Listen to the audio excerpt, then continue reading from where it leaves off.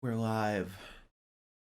Welcome, ladies and gentlemen, to Liz. Hi, I'm Liz. Forgot where I was looking for a whole fucking second there. I thought she was going to complete my sentence, but no. Welcome to the Mike Romies. Oh, I thought we were saying welcome to Liz. I mean, I can leave if you want. You really fucking can't though, can you? Yeah, I can't. I bring down the whole studio. Just fucking knock it all over. Welcome to the Mike Romies, the most hyped up fucking awards show for absolutely no good fucking reason. It is hosted by us, your loyal guardians, here at the Pinfall Podcast. I am your host, Liz. And this is your co-host. What's your name? Charles. And your co-host, Charles. It's gotta be like Chules, though. Charles. Yeah, really just like drop that fucking jaw down. Just Charles. Off to a fucking fantastic start. We have a lot of alcohol. We actually have not consumed too much alcohol yet, though. Shockingly.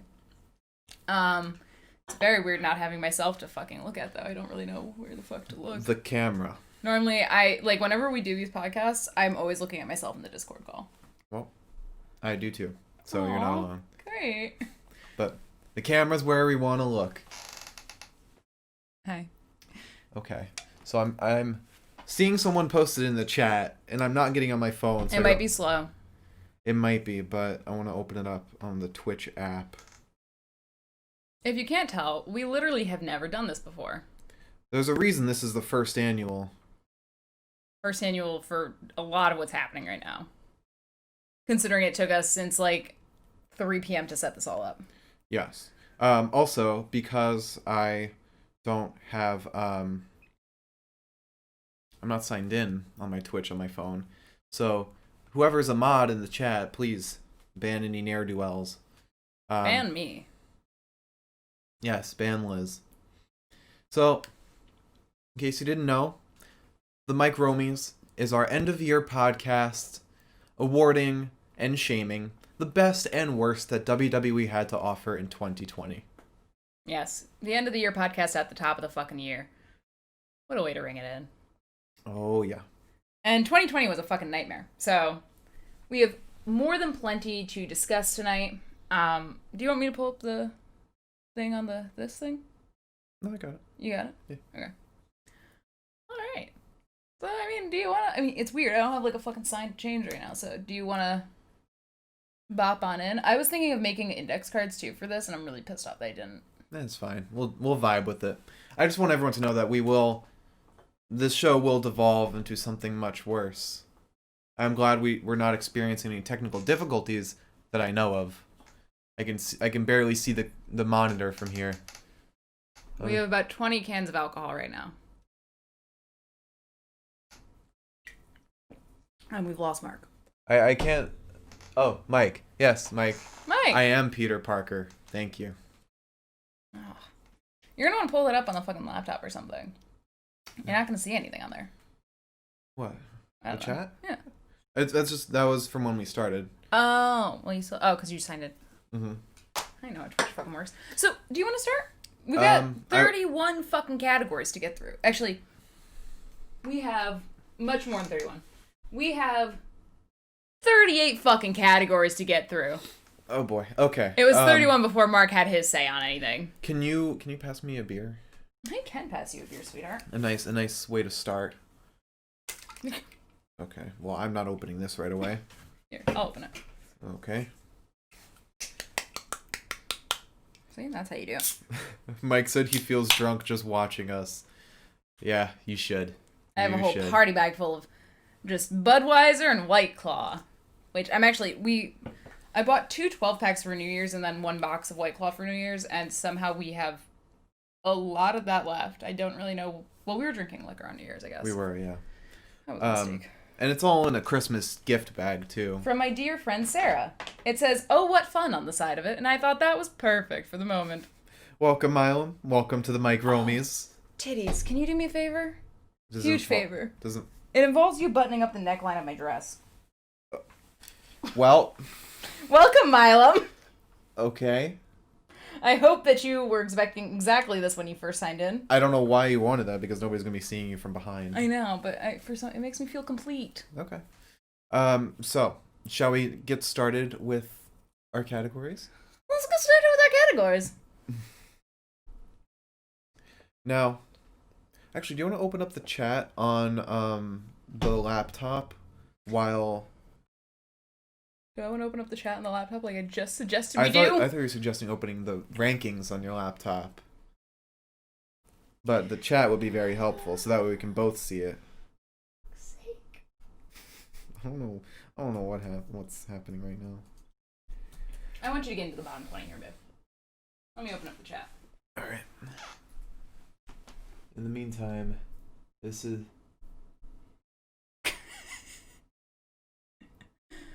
Oh, this is fucking beautiful. Mike said this is the show of the year, and we won't top it. Well, luckily, that's the plan. No, it's not. It's one of it's our second show of the year, our third show. We're canceling the show. No, I made so many signs. Oh dear. Well, you'll see the chat once that loads. Yeah, let's just do that so we don't see. This is really taking a while. Can I just open up the chat? Yeah, you can pop out the chat. Let's just pop that shit out, huh? I don't really feel like watching the actual stream. Okay. All right. So, what is our first category for tonight's show? It is the bottom 20 of WWE. The Mark Mifsud Power Rankings. Bottom 20. You probably just peeked all over the fucking place on that one. Oh, I hope so. All right. So let's see. Where am I starting off with this? Oh boy, I hate Weight Claw so much. All right. So at number 20 from Raw, it is Andrade. Oh. Number 19, former 24/7 champion, and also from Raw, Akira Tozawa. You know, they started doing title changes on TikTok. I saw the Angel Garza one. What was that? I don't know. Does he have it now? He does. Like, that's legit. And from NXT, now a member of the Gargano family, Austin Theory. And number 17, We're never gonna get done with this. current member of Retribution, Oh. formerly known as Dominic Dijakovic, T-Bar. I don't like the way you said that. No longer a member of WWE for playing too many video games, it is Zelina Vega. What number was on? It's 15. I think we're on 15 now. 19, 18, 17. 15. The current contender for the SmackDown Women's Championship, Carmella. Number 14. From NXT UK. Pulling that on my face. Flash Morgan Webster. I have no clue what that is. Okay. I was worried that that's not going to load anything. No, don't worry. The chat's silent while you're doing this. The previous... Was it 14? 13. The previous 24/7 champion, R-Truth. This is like fucking the 10 beats of the bottom. Like, what number are we on? Number 12? 12. I think he's 205 Live. The colors look really weird. Chase Parker. Oh yeah, that's 205 Live. Slash NXT. Everrise. Oh yeah, Chase Parker. Yeah, this is Hot Rise. This is gonna come down almost at one point. And it's a good thing the cat's not in here. Number 11. From Raw. Former trainer of Daniel Bryan, Drew Gulak. Oh, also sad. Number 10. Currently missing, Humberto Carrillo. Oh. Somebody find my boy. Number 9. the current 24/7 champion, Angel Garza. Number 8. Oh, don't let that fade away. Number 8. 205 Live and partly NXT. Best friend of Isaiah Swerve Scott. Currently missing. Ashante, the Adonis. Number 7. Where are you laughing? Just you trying to remember the fucking numbers. Number 7, currently with a record of 4-15. Currently in need of a job. Billy Kay. Number 6. I'm really trying. Liz's favorite upstate New York boy. Current member of Undisputed Era. Bobby Fish. See you in Philly, dummy. Number 5. We are now in the bottom 5 of 2020. So is it getting worse or is it getting better? It's getting worse. Okay. We're reaching the bottom. I thought we went from like the absolute bottom to the... Oh, dear. We are getting worse and worse. So currently with a record of 4-15, just like Billy Kay.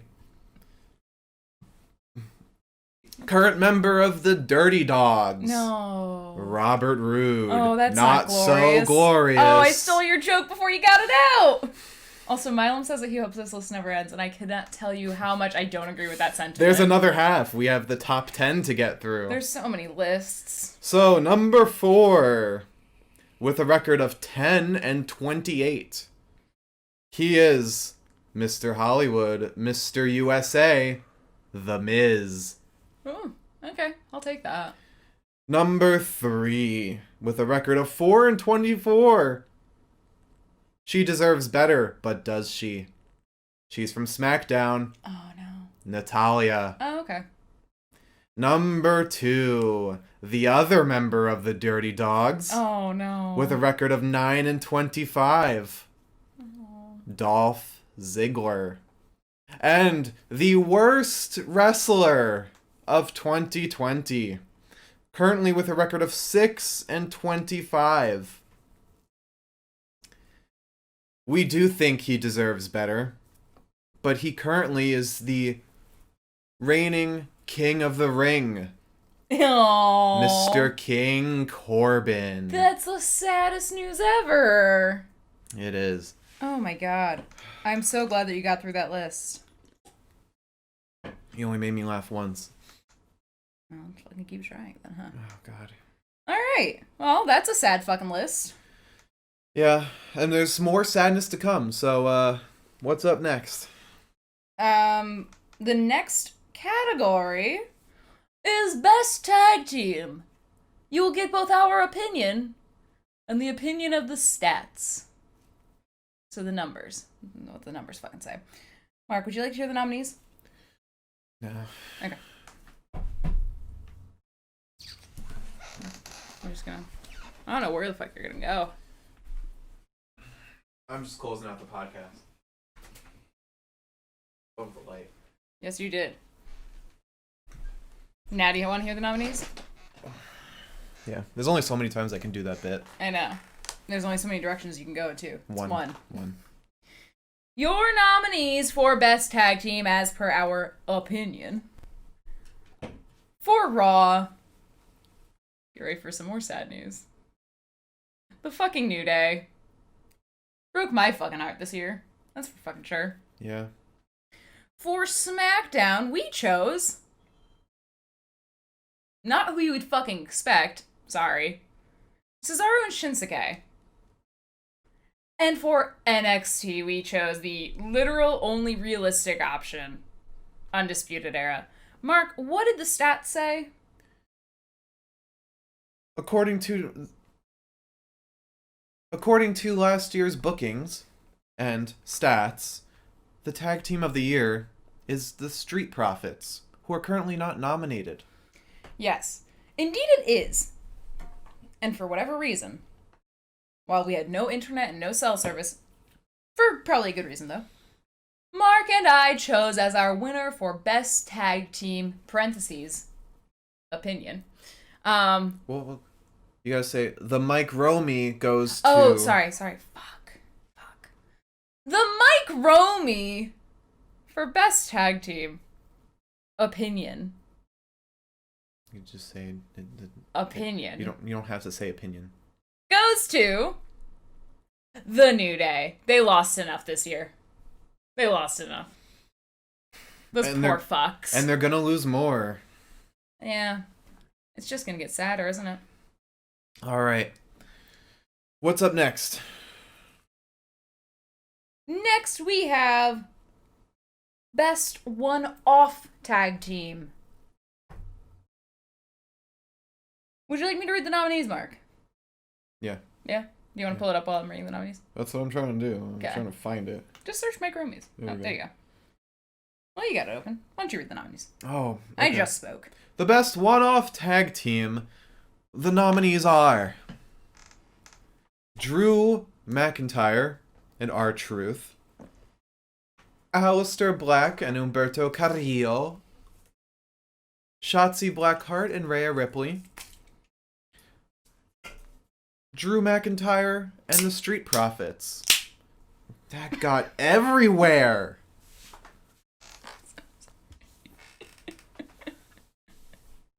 See, I didn't tap the fucking can, dude. You gotta tap the fucking can. Never would have happened.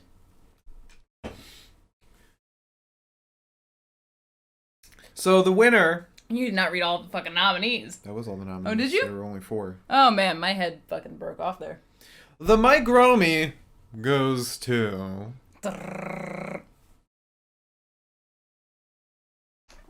Drew McIntyre and R-Truth. We got character development. We got a little bit of Elizabeth feeling a little weepy afterwards. Well, I don't know if we got character development, Yeah, but we got we Drew didn't. trusting somebody, and I also got Drew McIntyre. So We're already getting booze from Mike.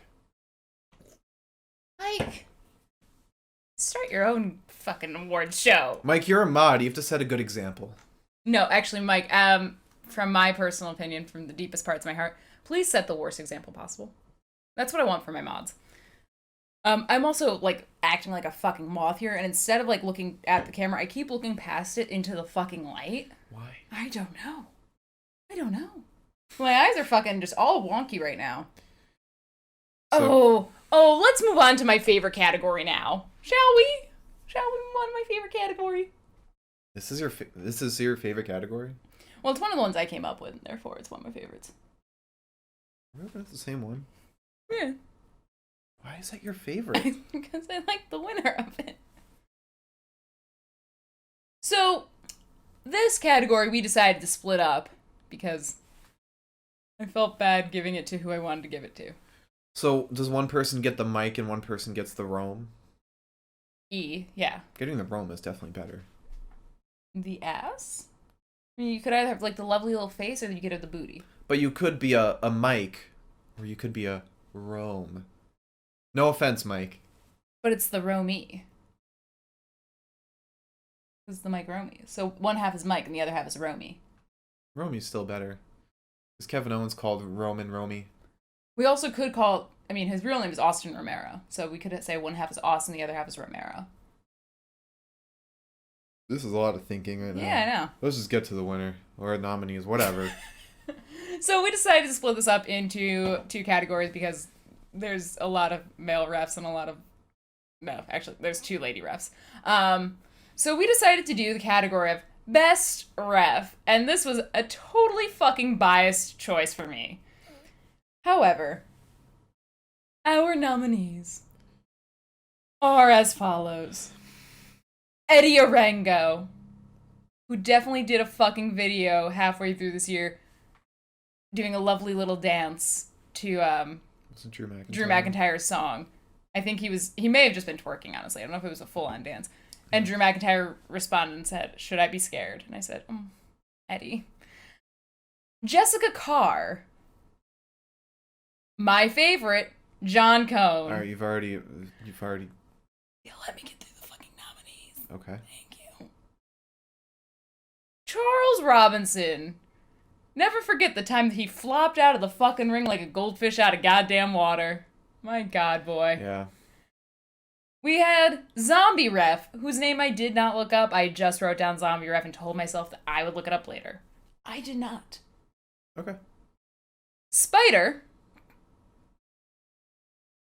Why does his name make you laugh? Because I'm sure he has a real fucking name, but I like just calling him Spider. Is Spider not his name? Spider not his name? Spider is not his name. I thought it was. No. Oh, okay. I mean, I'm pretty sure his name is not Spider with a Y. He's not like Madonna. I hope so. Fair enough. And our final nomination goes to Aja Smith. I hope I'm pronouncing that right. I pronounce it wrong every single time. I think it's Aja. It's Aja. Okay. And our female winner of referee, the mic goes to Jessica Carr, and the Romy goes to my darling dearest John fucking Cone, or Chip Henderson. Mike asks, where's Drake Wirtz? Roasting in hell like he should be. AKA NXT. Okay, that's not hell, that's heaven for me. Next up, we have the best feud. Did you not want to banter about John Cone, Chip Henderson? You know what's funny? So I had to make graphics for work. Act like you're entertained by me. But I had to make graphics for work for something for PayPal. Uh-huh. So I made all of the oh dear. Welcome, Capin. Capin! I made all of the fake like PayPal like sending money to graphics because like you know how like there's a circle with like your icon sometimes. I made all of them, or like half of them, so I wasn't called out. I made one Lance Catamaran and one Chip Henderson. And then as we went through to show clients what like our new style is going to look like, my sister, who does like all the marketing stuff, decided that she was going to use the one with Lance Catamaran. And I saw that on one of our fucking sales deck slides, and I was like... I hope none of you understand what any of that is. Because not everyone watched Southpaw. Oh, true. Well, if you don't, just know that I did something very stupid for work, and I was never called out because I'm just so fucking, like, niche. It's, you know. And the best feud of 2020. Mike said best parlor award goes to...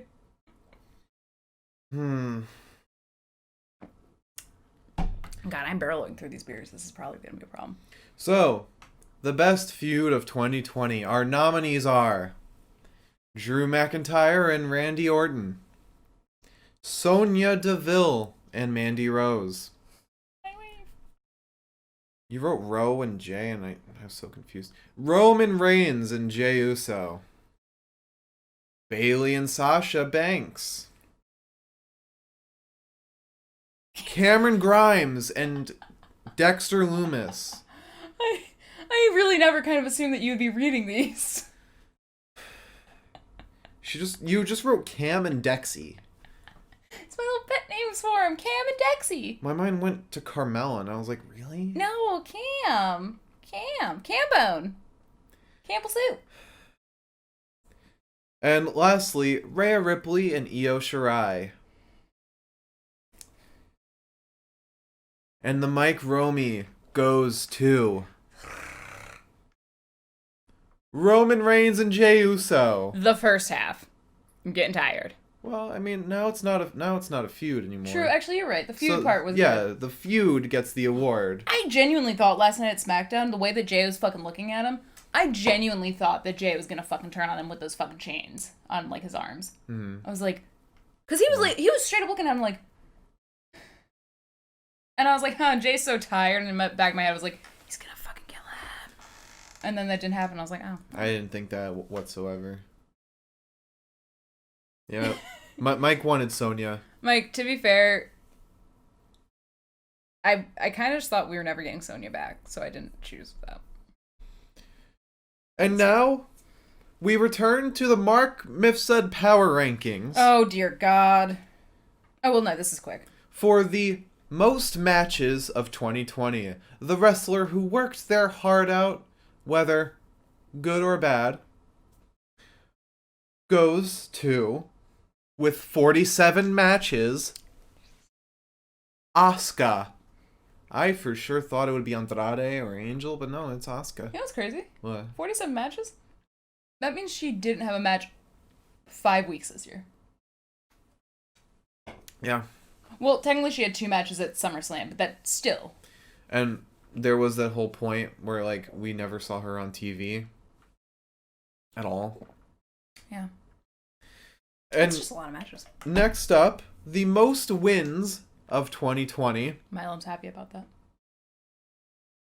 Happy about something. I'm glad, Milam. I'm glad you're happy about something. Probably Roman and Jay. Because I saw that before. I said Asuka. Mike said, hasn't R-Truth won the belt like 60 times in 2020? This is sanctioned matches. I could not possibly count up 24/7 title chances. Yeah, that's fair. So the most wins of 2020. With a grand total of 34 wins, we have Drew McIntyre. Shockingly. Are you shocked? I'm not. Man doesn't fucking nap. I'm begging him. Fucking begging him. And the most losses of 2020. With a total of 26 losses out of 35 wins, or 35 matches. Wait, what? 35 matches and 26 losses. The Mike Romy goes to Shinsuke Nakamura. It ain't the Mike Romy you want, is it? Cheers, Shinsuke. Somehow he didn't make it onto the bottom 20. Probably all the title defenses he won. Mike said that it's sanctioned if there's a ref. So yeah, well, not in it. my eyes. Not in my eyes. Aw, Mike said most victories of 2020 is the Pinfall Podcast because every show is a win. Mike! You make my little heart flutter. You don't need to kiss our ass. We've already given you mod. Mike, I appreciate you. Thank you. Corbin was close. Let me actually see how many losses Corbin had. Yeah, actually, well, he probably had less matches. Corbin had 25. So just one below. He was nipping at the back of Shinsuke's fucking neck there. Dolph Ziggler also had... Oh, wait. I've made a grave error. Oh my god, it's like the One Academy Awards with La La Land. So the real winner... Oh no! Or loser of the most losses of 2020 actually goes to... with 28 losses, and he is part of the bottom 20. It is The Miz. Oh, that's funny, actually. I'm fine with that. Welcome, Eldon. Eldon! I'm probably breaking this fucking microphone. I'm so sorry, guys. You seem to be coming in fine. And thank you, Eldon. I am the Steve Harvey. Gotta get you a nice little mustache, huh? No. Would you ever... could you grow a mustache? No. You're not capable of it? It would take like 5 years, and on that way, it would look horrible. It's all patchy and everything. Well, I just said a mustache. Yeah, but even then, it would look bad. You should have started in like March. You had like a whole year of not seeing anybody. Just kidding. They're really unsanitary sometimes. Unless you're like one of those super clean freaks. Anyways. And most people with beards are not. Would you like to read off the next category? Yes, I believe that we are due for one of our most important categories. Because this is going to lead us into Best Overall Performer. And it's also going to lead me into, probably very soon, my first bathroom break. When I take a bathroom break, you will be left alone with Mark, and he will have to riff. That's why I chose the side closest to the exit. This is horrible news. I know. I'm so sorry. I'm not really. Anyways, so let's discuss our best SmackDown performer this year. We chose, for all 3 of these, for both Raw and NXT and SmackDown, we chose 3 women and 3 men. Which we probably should have done in a different way. But we weren't supposed to say that we chose 3 women, 3 men, or from NXT and etc. Be obvious. Hey, can it's you guys always forget that you obvious, heard but that? we don't need to say it. How you doing today? How you doing? You doing okay? You need another beer? Not yet. Okay. So, best SmackDown performer. Our first nomination goes to Bailey. The next nomination goes to Miss Sasha Banks. Our third nomination goes to Bianca Belair. Because, you know, at least once she fucking came back from this fucking series as a promo, like the promo series that she had, she's been impressive. Impressive enough. She was impressive on Raw for a while. Yeah. And then she vanished. So. We then have the Friday Night Messiah, Seth Rollins. I think he might be like under a bank of snow right now, but I also just want to say that this category and what will be the Raw and NXT categories is not just their time in those brands, it's their whole time over the year, but just where they are right now is the category they're in. You're getting me everywhere. I'm just fogging us, don't worry. God. By the way, Mike said Mark's beer must have a lot of salt in it. Oh, I read it. I chose not to acknowledge it. Then we have Mr. Big E. And finally, the final nomination for the Mike Romy for Best SmackDown Performer goes to Roman Reigns. And now, for your winner. Mark, what did the stats say?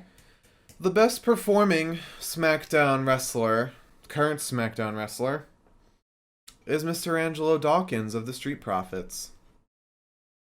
And our choice for Best SmackDown Performer this past fine 2020. I'm proud of it.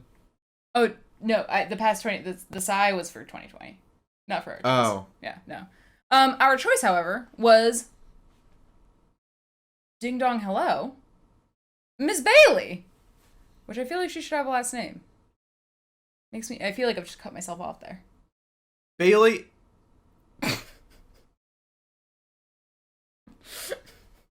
Exactly. Also, that choice was definitely not provoked by the fact that she's a Gemini, and I love that for her. Bailey one chair. Bailey There one we go. chair. Perfect. More like Bailey no chairs now. I love how I've gone crazy modding people, so there's just only mods talking in chat. Why is everyone modded? Not Capen's not modded. Oh, Capen, we're so sorry. I'm not. I can't ever. It's weird for me because I'm the one reading the fucking comments now. Yeah. And yet somehow I still have to be like, what? I'm blind as shit. Alright, so up next we have the best cinematic match of 2020. Our nominees are the Boneyard match between AJ Styles and The Undertaker, the John Cena Firefly Funhouse match between John Cena and Bray Wyatt, And the Firefly Funhouse. and John Cena's career. Oh, come back to us, John. Stop doing Honda commercials. The Backlot Brawl between Adam Cole and Velveteen Creep. So sad when Dexter helped out and then Velveteen was like, nah, I don't have friends. And I was like, No. He didn't help out. He just wanted Roddy in the trunk of his car. But he thought he helped out. Because in that promo, it kind of seemed like he thought he did. He just wanted a friend. He's desperate. Stop. I'll be his friend. Milam, you gotta get alcohol for this. And then, last but not least, the Money in the Bank ladder match. 2 grooves. And the winner of the best cinematic, Mike Romy. It's not Mike. The winner of that, Mike Romy, goes to the John Cena Firefly Funhouse match. Sorry, Mike. I'm not sorry. The Boneyard match sucked. Okay, we literally just discussed this. It was great, but it sucked. For fucking cinematic, it was pretty dope. And a cinematic out in the world. and not in a controlled environment. Fair. It was pretty fucking cool, especially when Anderson Gallows came out. Mike said there's always next year. There's always next year for Mike. Always next year for the Boneyard match. Next year it can be our honorable. Love talking. All right, Liz. Let's move on to the next category. Are you cool if I do the next two? Just because Yeah, I did work to make that list. That's fine. Thank you. All right, for our next category, we're searching for the winner of the most ridiculous promo / series of promos. And we have chosen the following. The first nomination is for Randy Orton dressing up as a janitor and killing old men. Our second nomination goes to Stephanie McMahon yelling at Sasha and Bayley. Our third is what we like to call the bully business, aka when the Hurt Business walks around hallways and screams at children, or PAs, whichever's available. Then we have At Home with the Garganos, which somehow I'm glad that we're getting more of that, and I'm hoping that we're gonna get more of that in their new fucking house. Yeah. That they built themselves. Fucking God bless. Now that they have kids. Was Padme not enough?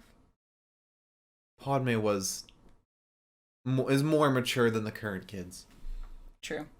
We then have Kyle O'Reilly, MDS. When Mike... No, I almost called you Mike. Now I'm doing what my dad does. But that was actually before I had looked up Kyle O'Reilly multiple times prior to this, because we weren't familiar with NXT. Had no fucking clue that was him. The entire fucking time. And I don't know if maybe somebody that watches NXT more often than we ever did would have known, but when the great reveal happened, I was like, fuck! Harry, I actually have an Uncle Mike. Uncle Mike Mifsud. Is it Dante's father? Maybe. Bless his soul if he is. Oh fuck. Okay. And if anybody does not remember, that is when Kyle O'Reilly helped Roddy overcome his fears of being locked in a fucking trunk. Our next promo, because this is a long-ass fucking list, is Bobby divorcing Lana. Oh, boy. That was hard. That was a hard one to get through, and Mark and I both realized, wait, no, she's not married to him. That's weird. And our final promo / series of promos is Billy Kay's job search. Would you like to know the winner? I mean, that's the whole point of the show. That's why we're here. You gonna be okay? No. Okay. The winner of the Mike Romy for most ridiculous promo / series of promos is Kyle O'Reilly, MDS. I think that's the shortening of psychiatrist. Don't know why we didn't pick Home with the Garganos. Yeah, but... I don't know either. We had no internet and no cell service. Let me remind you, when we chose these, we were at the end of our rope. Yeah, we had no sanity. We had really lost it. But we're going to stick by it because we made this awards show and we're doing it. So. Oh god, we're only 40 minutes in and we're at like number 13. We gotta slow down. We gotta banter more. I gotta drink more. Okay. You must be almost done, right? Mm-hmm. Cool. You got scissors? I don't want to kill the dolphins. Wait.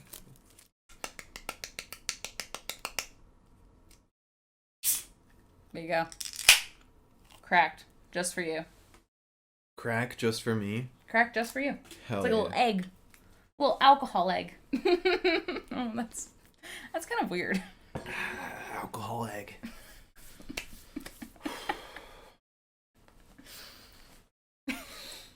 Do you like think of this as like a little egg? Little egg. It's got like a little crunchy shell. Do you drink your beer with or without the shell? I like to drink the beer and then eat the shell. It's for protein. Sharpens your teeth. Oh, yeah. Throw me in the chat. Mike said it's because we'd have a 45-minute news segment. Mike! I've been so nice to you. What did I do wrong? He's right, though. What a little Gemini bitch. Oh, he's right. No, alcohol egg is not just a grape, Eldon. Oh, God. That's an alcohol seed. grows into a beautiful little bottle of wine. On Stardew Valley, it takes like a fucking week to make wine. It's so frustrating. Sorry. Yeah. Anyways. I'm just trying to get through this, man. I should have done a fucking news segment! I'll wait. Don't make me laugh while I'm drinking. I'm gonna make this the one podcast where I don't spill beer on myself. I can't wait for you to just break that promise. I'm really excited. Alright. So, you know. Due to COVID, the world fell apart in a less than wonderful way. Some of these are without COVID. Yeah! Made a lot of noise. We'd like to remember and just kind of pour one out for the poor fucks that lost their fucking jobs the moment WWE said no crowds. This is an in memoriam for those who were fired. Yes. And luckily, this is also kind of... Some of these people came back. And others found work elsewhere. Except for Mike Kanellis. Let's begin this list.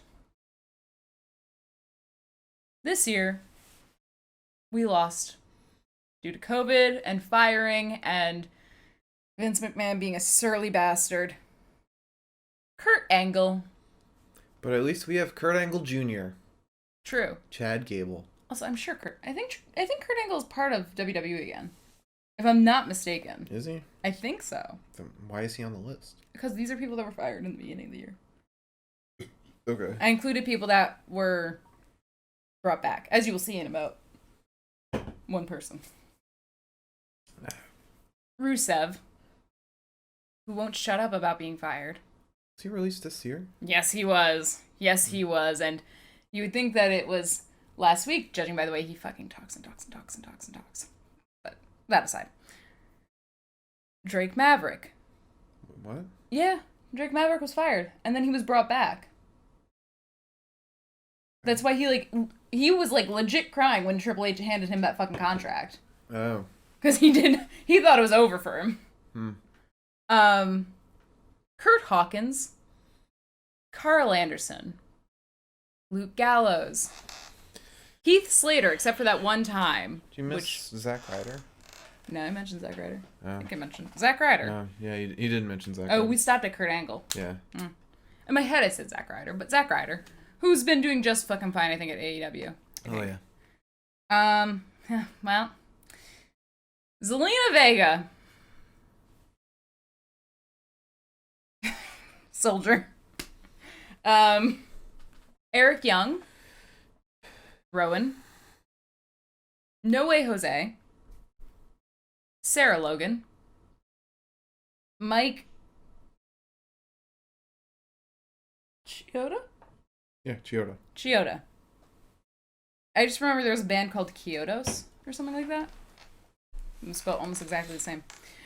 Mike Kanellis, which I don't think he's found work anywhere else yet. I'm not sure. He might be with AEW. I'm always confused with Mike Kanellis and Zack Ryder. Maria Kanellis.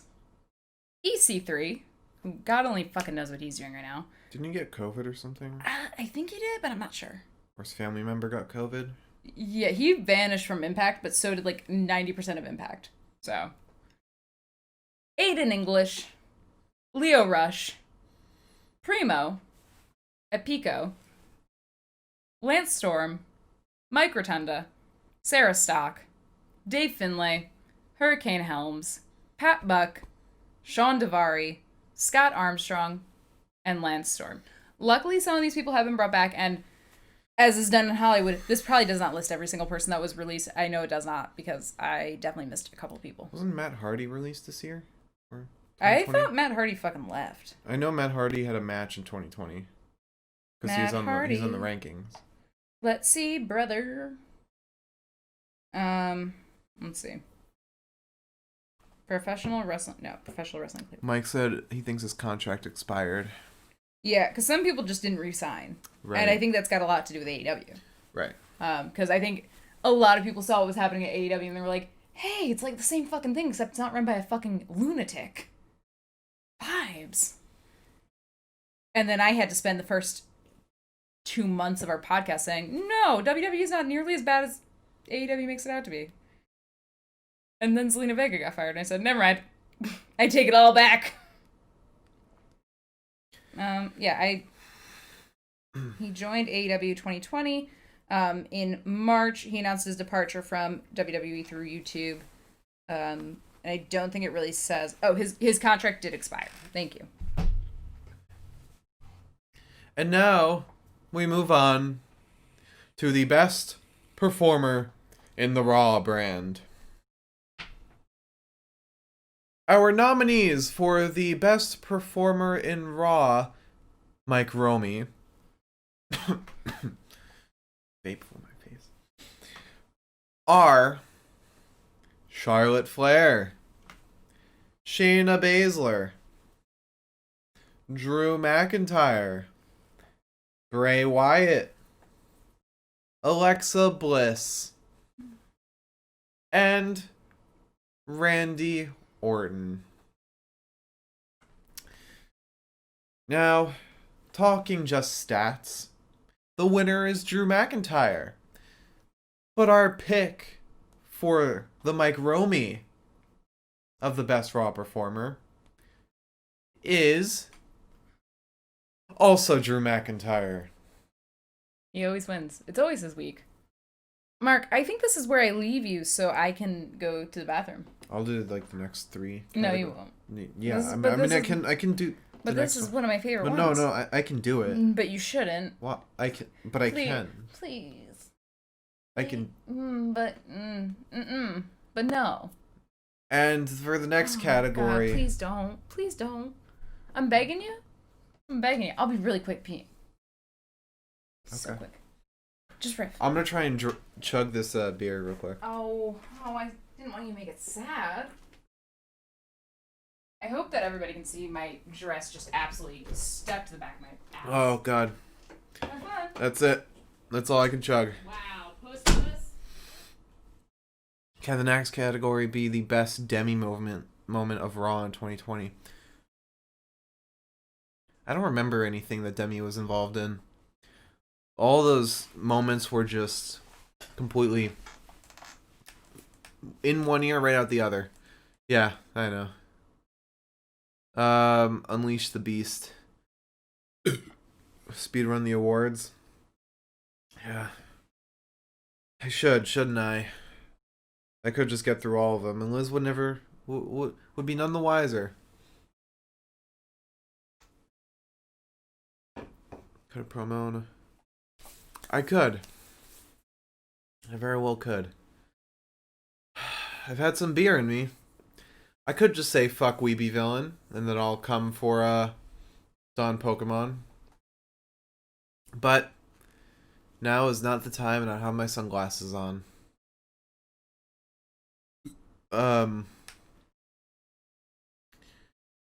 Everyone check out episode 2 of the UPF, now on YouTube. A very important championship match happened, and Liz is already done in the bathroom. You pee really fast. Well, I did like the next 3 categories. Is that okay? I somehow doubt it because I could hear you. Do we do a category of your favorite / best episode of the podcast or of WWE? Because I don't know if we did one of our best episode. We did one for the best pay-per-view, and we did one for our best podcast episode. We do have a category for that. Yeah. As suggested, I believe, by Milam. Yeah, Milam suggested that category. We had more trouble figuring out best moments of the podcast because there were a lot of them. So we're going to do a reflection on that one. Yeah, that's not going to be a solid winner. Because they're all winners. Because we had so much fucking fun, right, Mark? Just yeah! Get in there, buddy. All right. Would you like to start our next category? I mean, I'll start our next category. Don't start it. Okay. And now, the Mike Romy for the most forgotten son or daughter. Our first nominee for most forgotten son is Apollo Crews. Do you want to explain what Forgotten Son is? They stopped booking you.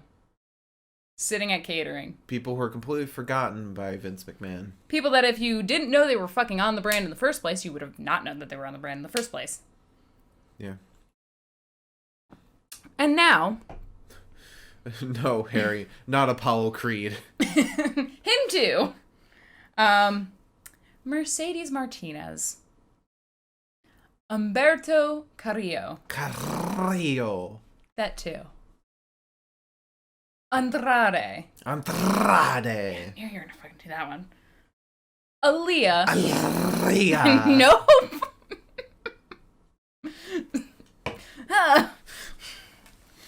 And finally, our final nominee for most forgotten son / daughter is Tucker.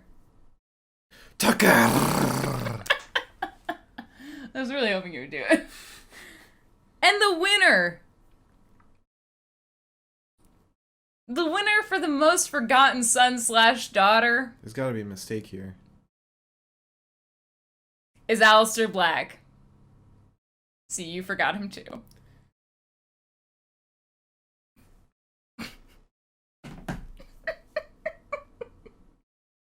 Are you happy? You chose that! You chose that winner! And you said, Oh. It's funny because we forgot him for the whole fucking nominee list. And I forgot now that I forgot him.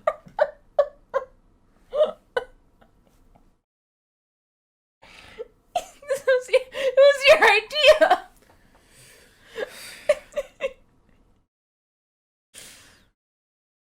So our next category... Our next Mike Romy Award is for the Best Manager, a.k.a. Special Counsel, a.k.a.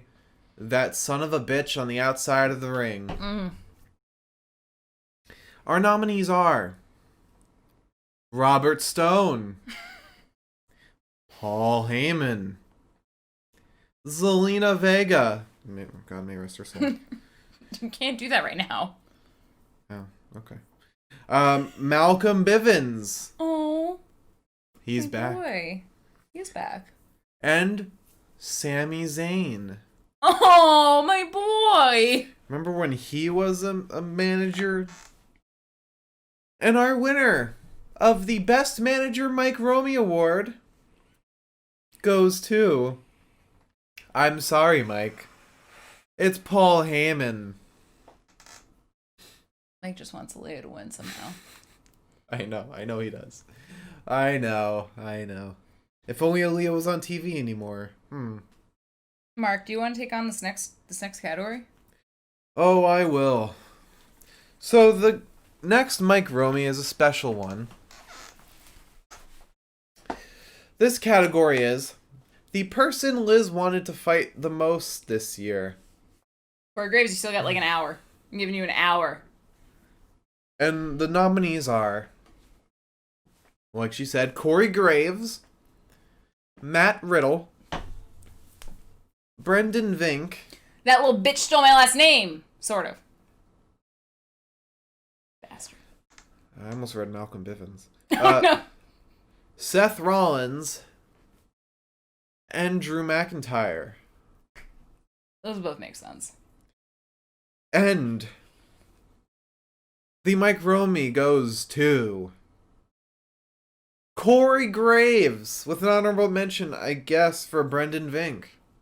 I'll take y'all both on. I didn't write that. I did. Because I'm ready to fight. I got 2 fists. They're good for 2 faces. Your little Wi-Fi fucking forehead, Corey Graves, get more fucking Botox, you bitch. Man, he makes me so mad. Every time Carmella comes on fucking stage, he's like, she looks so hot tonight. I'm like, Corey, we get it. You're dating her. We get it. Oh, man. Fucking hate that man. Fucking hate him. Anyways, I'm a very composed television show host. No. Oh? No. Okay, that's fair. Shall we move on? I guess. If you're done. For the moment. Okay. I mean, how much beer is... there's a bit of beer here. So she's still going to keep going. No. So, you ready? Great sound. Yeah, I'm ready. You ready? Yeah. Okay. Now that Corey Graves has been put on an hour notice. God, I would give literally anything to just one hit. One hit. Or 2 hits. Me hitting him, hitting the floor. Had to start with that one, didn't I? Eldon said interesting having Drew up there. Oh no, I wanted to fight Drew more often than I didn't want to fight Drew. Because every time he's fucking interviewed, he's just like asking all the questions and then answering all the questions and talking for 15 minutes, and it just makes me a little crazy on the inside. He is a moron. You call him a moron like every week. I call him a dipshit, which is very different because there's a loving connotation to dipshit.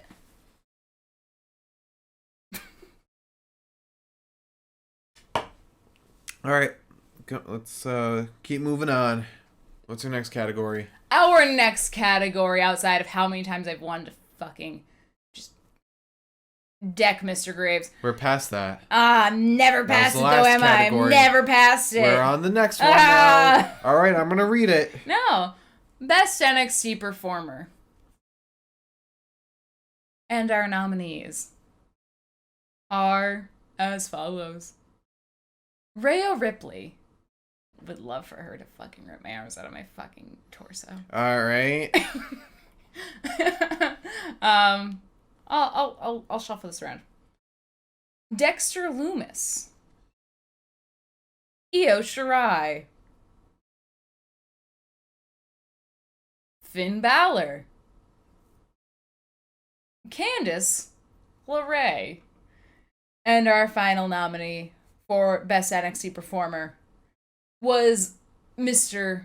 Adam Cole. Baby. And our winner, according to the stats, Mark. Mike said, I'm sure I just missed you say Cameron Grimes. Yeah, you did. Don't worry. Who won the Mike Romy? I said who won stats. Oh. Stats. Shit. Stat man, come on. The stat answer is on the fucking spreadsheet. Yeah, but things changed since it's been like a week or two that passed since we did. Okay. That's fair. So according to the stats, the best performing NXT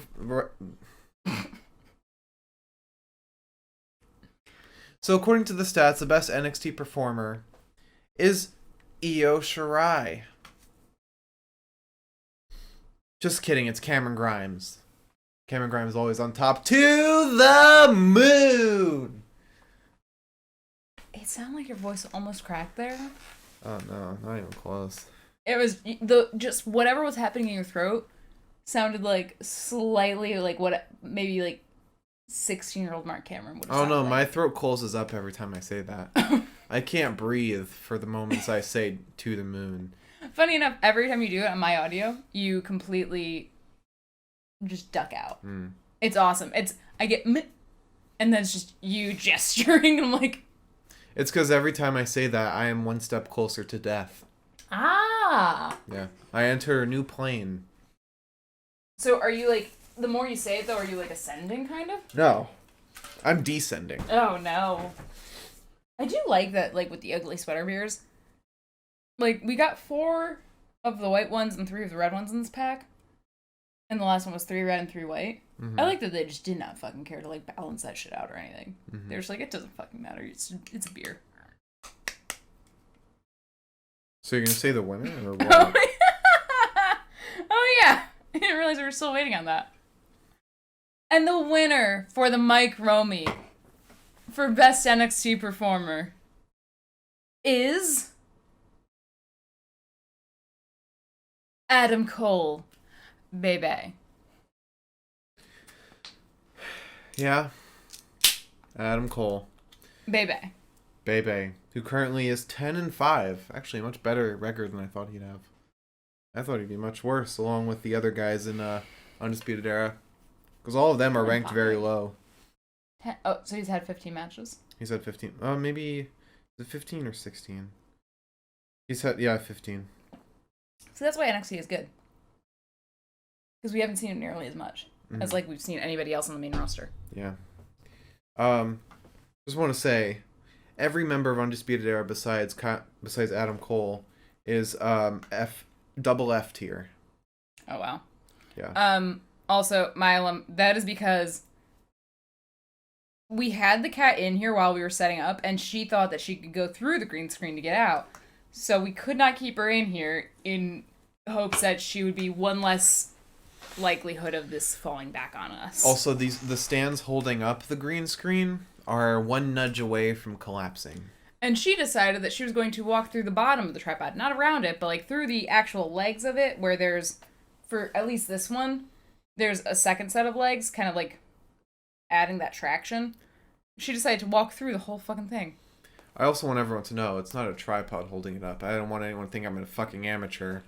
This is actual green screen stand that I have, because I'm a fucking professional. Not a goddamn amateur. Amateur? Amateur. Aw. Aw. Miss Cat, though. Yeah. She'll be back on Monday. I hope she didn't pee anywhere. She probably did. She's kind of the worst. Yeah. That cat has cost us so much money and just property damage. It's fucking astounding. And yet we love her. Yeah. Somehow. So, wait, is it on me for the next one? It's literally on you now. Okay. So up next, we have the top breakout star. As suggested by Milam. Yes, this is a category that Milam suggested. And funny enough, all of these nominations are from NXT, because anyone on Raw is already, or Raw or SmackDown is already established. So our nominees for top breakout star are Timothy Thatcher, Leon Ruff, Shotzi Blackheart, Dexter Lumis, I just want him to stare at me. Tyler Rust, and Santos Escobar. Did we choose a winner for that? We did. Okay, We did good. choose a winner. Yeah, I mean, you were writing all this down. There's a winner written down. So. I've had too many beers to remember 2 hours ago. And the winner of the top breakout star, Mike Romy, is Timothy Thatcher. Breakout star, my fucking heart. Dude, I would love for him to break my fucking ankle, dude. He's so attractive. And all his little matches beforehand, like back when he was part of Imperium. I don't know why NXT won't let him be part of Imperium when they have Imperium. It doesn't make sense to me. Doesn't make sense. It doesn't make sense though, does it? Stable. Yeah. A stable. Yeah. With Mr. Cutie Pie Bartel and the fucking other Fabio? Eichner. That dude. Yeah. It just... Man. Really would like that. I mean, they have Walter and Alexander Wolf. They don't need a fifth member. But he was before Alexander Wolf. I mean, they were still a stable before he came. Because they had Walter. Walter's just busy being the best goddamn wrestler in NXT UK right now. I thought a stable was 4. No, stable's 3. 3? Oh. 4 is a faction. Oh! Some consider a faction 3 or more. But I, the real genius in professional wrestling, consider a faction 4 or more. I feel like I've watched too many Ring Comp and WXW fucking episodes to not just think that Timothy... Oh, man. Ooh.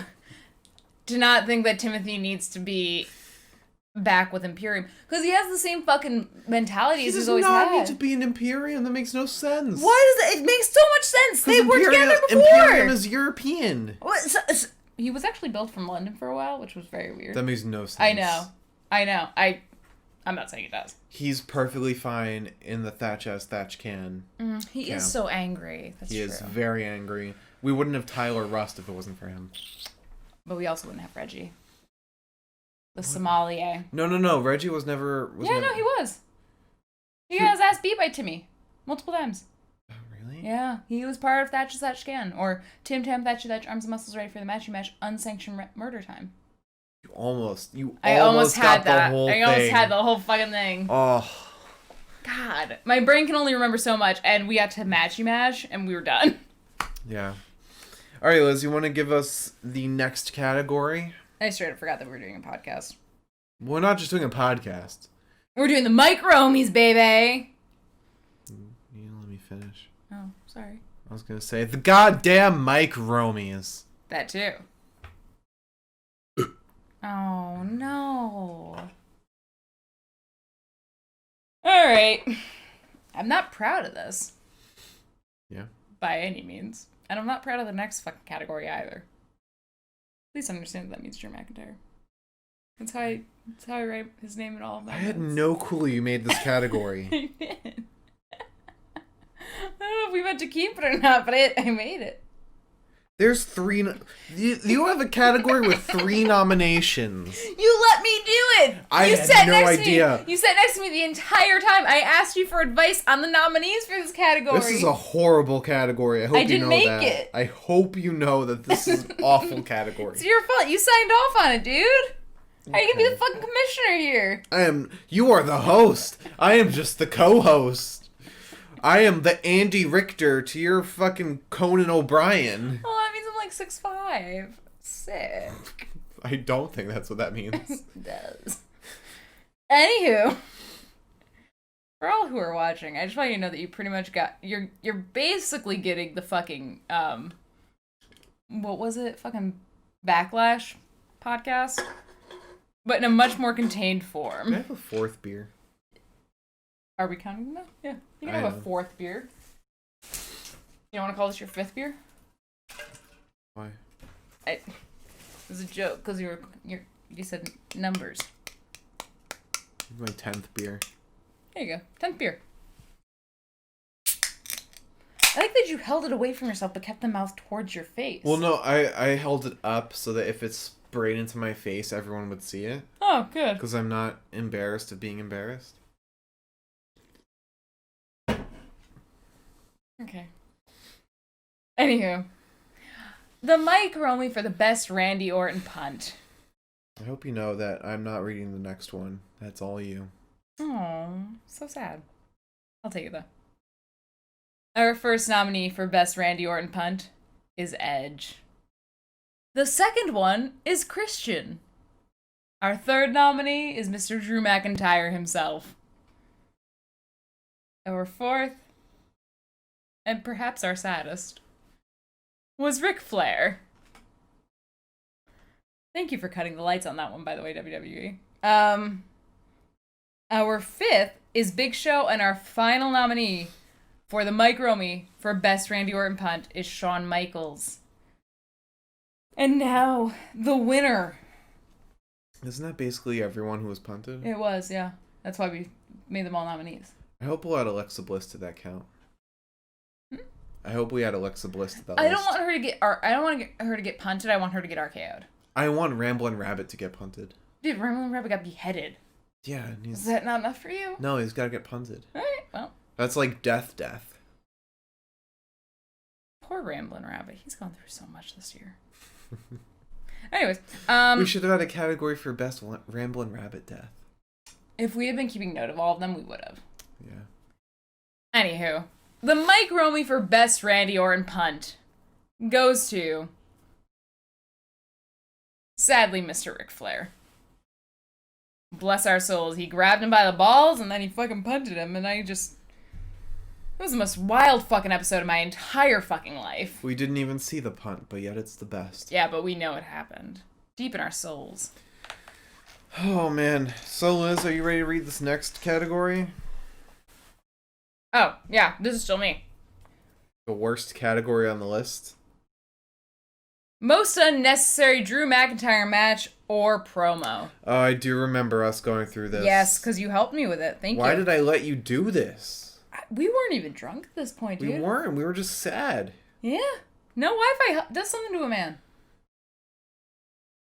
And now, our nominees. It's only 3 of them.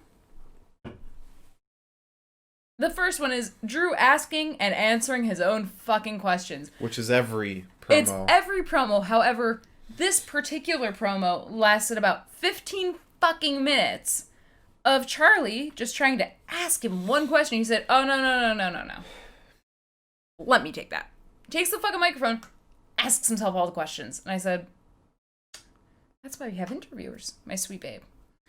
Anywho, Drew doesn't leave the Thunderdome when asked because he just wants to fucking Claymore Randy Orton 14 times. That one was great. That was perfect. That was great. And then our final one, Drew defending his title because R-Truth fucking put it on the line. Was that a promo? It was a promo. Well, the category is Drew McIntyre match or promo. Oh, okay. And our winner of the Mike Romy for most unnecessary Drew McIntyre match or promo is Drew doesn't leave the Thunderdome when asked. Shocker. Just wanted those 14 fucking Claymores, dude. Just wanted that shit. So good. So good. Why did we not nominate when he just rides in on the ambulance? When he steals the goddamn ambulance? Because that was necessary. That was not necessary. Not one bit. I loved it. Anyways, Mac. Yep. Did you call me fucking Mac? Because you've been reading Drew McIntyre too much? I'm so sorry. You called me Mac. I'm so sorry. That's worse than Mike. I'd rather be called Mike than Mac. I've had so many beers.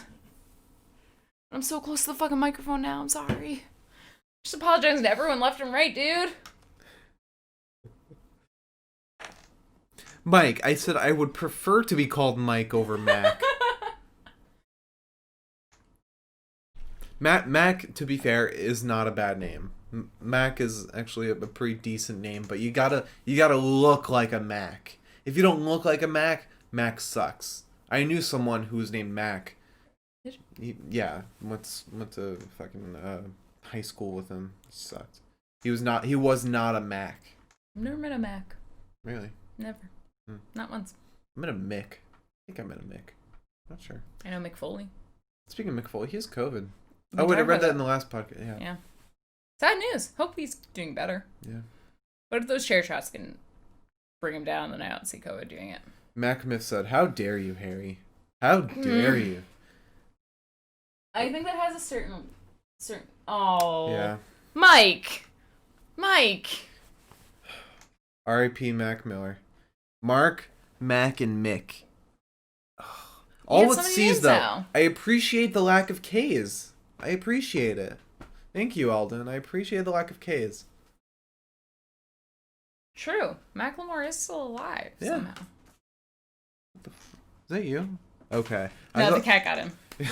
I thought the cat opened the door and came in. Imagine she's like jumped up and just clung onto that fucking knob. She's like, you guys are gonna pay attention to me one way or the other. Alright, so our next 2 categories. I'll be taking over on our next 2 categories, which are, the first one is the most picks of the Wrestler of the Night on the Pinfall Podcast. The first category that has entirely to do with us. Don't let that fade. Category. So, the winner of the most picks for Wrestler of the Night for 2020 is, and is this any goddamn shock to you, with 6 picks for Wrestler of the Night, I think Cesaro came in a close second, Drew McIntyre. God fucking damn it. It's all me, baby. It's all me. Yeah, it's all me conceding with you. Gotta have a spine. Gotta have a spine to get through this business. You wouldn't have the show without me. Yeah, I wouldn't. I don't know how to use Streamlabs. Exactly. Or any of this stuff. I know how to use a laptop sometimes. You know, as a green screen? You get the green screen up and then you do the key color. Keyframe. The key color. The key color. Don't you key something? It's like key something or other, right? It's chroma key. Oh, yeah, there you go. Key. I learned that in a filmmaking class, I think. Probably. Kim Ruth. And now we have our most picks of the match of the night. This is the wrestler who was in the most picks for our match of the night of 2020. Oh, and is it any goddamn shock to you with 10 picks of match of the night? It is. The Mike Romy goes to Mr. Drew McIntyre. Woo! I can't help but say Mr. before Drew McIntyre. You respect it. It flows so well. Mr. Drew McIntyre. Yeah, Mr. Drew McIntyre. It's annoying because Drew McIntyre is like a pretty decent name. Yeah. And then you remember the fact that like his last name is actually Galloway. And his first name is Andrew. So Andrew Galloway, still a cool fucking name. Mm-hmm. It's the same thing with like, what's his face? Pete Dunne. Where his last name is English. And you're like, no shit. When will William Regal get knighted so that we can call him Sir William Regal? Dude, I would lose my shit. I mean, I still call him that. That'd be perfect. Sir William Regal. Sir Regal. Oh, that's perfect.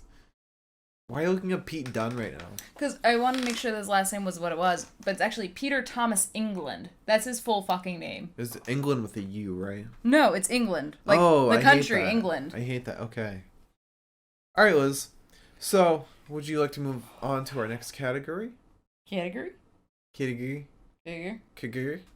Category? Give me Oh, one for Kardashians? Yeah, I gotta Milo, vegan. you should have suggested a category for best Mark impersonation, because I've got a lot. War Games! To the moon! I do a lot of good ones. I think I did Drew McIntyre one before. You did do a Drew McIntyre one before. Probably done a Sheamus one too. I'm almost positive you have. Yeah. Anywho. Wait, his William Regal's first name is Darren? That's fucking hilarious. Mike, you've done a lot of things on this podcast before that have made me annoyed. This is by far the worst thing that you have ever put in that fucking chat. How dare you? Darren's best quote. War Games! Darren! Oh, God, that's horrendous! He doesn't look like a fucking Darren. I mean, I assumed his last name was not Regal. Darren Kenneth Williams. Oh, that's bad. No. Apparently, according to Wikipedia, it says Darren Kenneth Matthews. I don't know. Really? Yeah, that's what Wikipedia's saying to me. Huh. Which is slightly better, but still. Also, I do like that anytime I look up a picture of William Regal, it is always him just looking like he does not know where the fuck he is. Harry wants me to do an impersonation of you. Harry, I didn't realize you wanted to see us fucking fist fight. Oh, please, darling. Please. Isn't Drew McIntyre like the hottest? It's literally not what I sound like. The pain. The absolute pain that you put me through. I'm trying to think of like a classic Liz quote. There's a million. It's a wrestling show, you gotta wrestle. Harry, we don't have the space to wrestle. I will wrestle. Always wanted to throw a fucking punch. That's been my one fucking dream, dude. I don't have a bucket list, but that's on it. I want a special, like, on the road podcast where we, like, take some wrestling training, but it's just us fucking around and wrestling the whole time. Right now. PCW, baby. No. You want to fucking defend that fucking PCW title? Come in here. I spent too much time setting that up. I spent an unnecessary amount of time setting that up.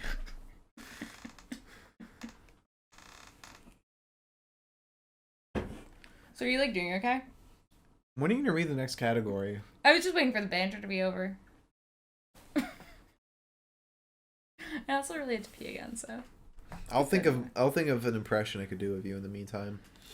Oh, come on. Oh, come on. That's not fair. We do the same voice for the fucking cat. It's both of us. We collaborated on that one. That's not me. Wow. It's embarrassing that you cannot think of a single thing. 4 years. Best podcast episode of the year. It's gonna be me going to the bathroom because I really have to pee. Are you okay? I thought you were gonna leave right now. No, I genuinely have to pee really badly. Okay. So, you might have more time to think of things. Okay. Okay. We didn't make a nomination list for this. We didn't make any nominees for this. No. Our next one doesn't even have a winner. Well, no, because that's gonna be. That's. I thought we were saving this for the end, but. We can save that for the end. I think we should. Okay. But nice. Can I get through this category? Yeah. We didn't make any nominations for this because we have done 89, maybe 90 podcasts now. Shockingly. Join us January 27th for the 100th podcast. This is not included in it. I did not include this in the count of the podcast. Mostly because I don't want to have the 100th episode of the podcast on Monday Night Raw. I really don't. Oh, come on. It'd be so special. We suffer, but we suffer at a number 100. January 27th is the 100th episode of the podcast. Please join us. Anyways, in the last 89 fucking episodes that we have somehow managed to do with together. Do with each other sounds really weird. Mark and I have decided that the best episode of the podcast, I believe. What is happening? Mike said the best one is probably in the vault, aka the Backlash one. That was great. You gotta admit that one was great because we got fucking trashed. I would have to rewatch that and decide whether or not it's great because I blacked out for that, so I don't actually remember the podcast. It was so great that we cannot release it. We cannot. Maybe we can. Maybe on the 100th episode we could. I'll see if I still have it. I don't think I do. I don't know if we did anything incriminating, so. I don't think I still have it. I'd have to check Twitch. We didn't snort lines of white lightning or anything, but it was Patreon exclusive. You have to pay $3. Oh, $1,000. If Mark can find it, maybe we'll release on the 100th episode because I was not proud of that episode by any means. However, we decided together, and I think it was kind of what's the word? Not concise. What? Like when two people, when everybody agrees on something. Compromise? No, that's when you just agree to agree. Conspire? No, that's when you agree to congregate. No, what is the word consensus? For the consensus. You can thank Mike for that. Mike, thank you. The consensus. That was embarrassing. I'm a very good writer, by the way. I just want everyone to know that. I know words.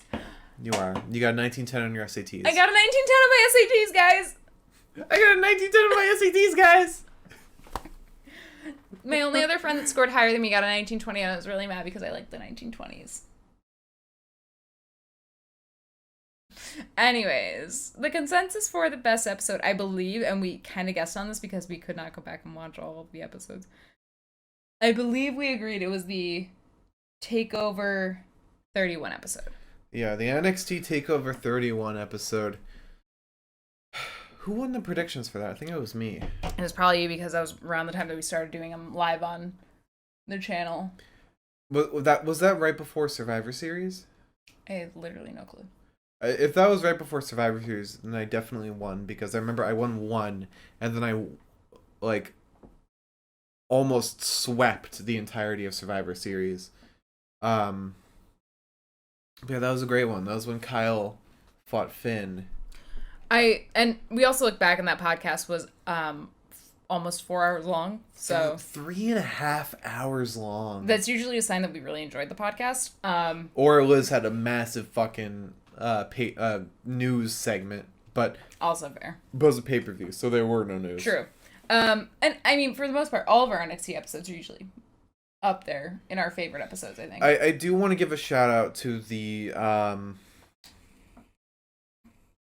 which one was it? I think it was the Backlash one. Oh, the Backlash one was bad because that's when we had the wheel. The wheel was bad. Oh, the wheel was so mean. Okay. And I poured a bunch of gin all over the floor in my room. Oh my god, I I remember poured that. so much gin on the floor that when we move that desk out of there, it's probably going to be warped under the fucking leg. So, how did it work? Was it everyone, like, if Every you match, lost? I think. Oh yeah, every match we had to spin the wheel. Or was it the loser had to spin the wheel? It may have been that. One way or the other. We had something where we had this for a little while in the beginning of the podcast, where we had a wheel that you spun. This is so bad. I ended up spilling, because Mark and I were really excited for this, and I actually had a really difficult day prior to, but I made a fun little cocktail that was like cucumber, gin, lemon juice, and seltzer. And it was fucking delicious. But Mark decided to be smart about it, and I think you poured it into something else. I don't know what you poured it into. Yeah, I had I had the blender. I had the blender and I poured it into I thought I had the blender. No, I had it. I don't know what you had. You had something much. You had the fucking measuring cup. Oh, yeah, that was perfect. Mark had the measuring cup and I had the blender. And I fucking... At one point, I poured myself a shot. And I poured it not only all over my legs, but then I poured it all over the floor as well because I was so fucking trashed that I did not have the sense of mind to look where I was fucking pouring the fucking drink. I mean, we might bring back the wheel, because that was fun. I think what destroyed us was the fact that instead of doing like a can of seltzer by the end of the podcast, we had to just do a shot. We did a shot for every incorrect prediction. Right. I think the shot for every incorrect prediction was probably difficult. That sent us over, but we did. Those shots were delicious. Thank you. What were they? It was cucumber, gin, lemon, and seltzer. That's it. Oh, that was so good. That was so good. Which is normally what I drink on the podcast anyways, minus the cucumber. Because apparently muddling cucumber is not that fucking easy. Mm-hmm. Not at all. Especially when you don't have a fucking muddler. We're getting a lot of votes to bring back the wheel. I will bring back both the blender and the wheel. We'll figure that out. The wheel did need to... The wheel was very much one of those, like, last minute, oh, we should do this kind of things. We need to iron it out. Yeah, we need to iron out the kinks in the wheel, but maybe we can bring back the wheel. Yeah. We did have some good stuff in it, but some fun stuff. That's where, for people who weren't watching prior, if you watched our last pay-per-view podcast for TLC, my challenge to Mark to draw a wrestler that he loved in a minute, that came from the wheel. Yeah. So, maybe we'll have to bring that back. I think we will. Maybe we'll also have to find the Backlash episode, so everyone can understand why we shouldn't bring back the fucking wheel. Special Mike Romy's announcement. We'll be bringing back the wheel for pay-per-views. Sure. Also, we did do the wheel, I think, during, like, regular, like, podcasts, and that was before I was employed. So the wheel cannot... I think we did. I don't think it was shots, though. I think it was just drinking. Because we change the wheel every once in a while. Oh, why do we do that for regular episodes? I could be wrong, but because we're psychopaths is probably one of the... Yeah, did we, like, want to become alcoholics or something? Yeah, want to become... Alright, so, wait, what the fuck is our next category? Well, we have your in memoriam for failures. Can I maybe nip off? Yeah, that's in a little bit. No, that's right now, babe. No, we're in best podcast episode, moments. We just finished episode. We were going to save moments for last. We agreed on that together. Then we still have best social media presence. Do you think I can nip off real quick? Okay. Nip out for a smoke? Alright. Mark's going to riff. Well, I had to go to the bathroom like 30 minutes ago. Fair. I have the bladder of a very, very, very small kitten that has drank a lot of beers. I almost took the entire fucking thing down. Yeah, don't do that. Don't do that. We joked about who would do it first drunk. It's probably gonna be me. I knew the entire time it would be Liz. Hey. So here's our nice intermission in the Mike Romies. Oh, Mike, you really expect me to riff? I was just hoping to respond to chat messages. It would be really mean if suddenly all the chat messages stopped rolling in. It would be so mean. Oh, I'm not seeing any more come in. Oh, this is so mean. So, the best Liz impression? Guys, I got a 1910 on my SATs. Eldon will know that that one is a very common Liz quote. Without fear of retribution. It's so hard to think of a classic Liz quote. Oh, man.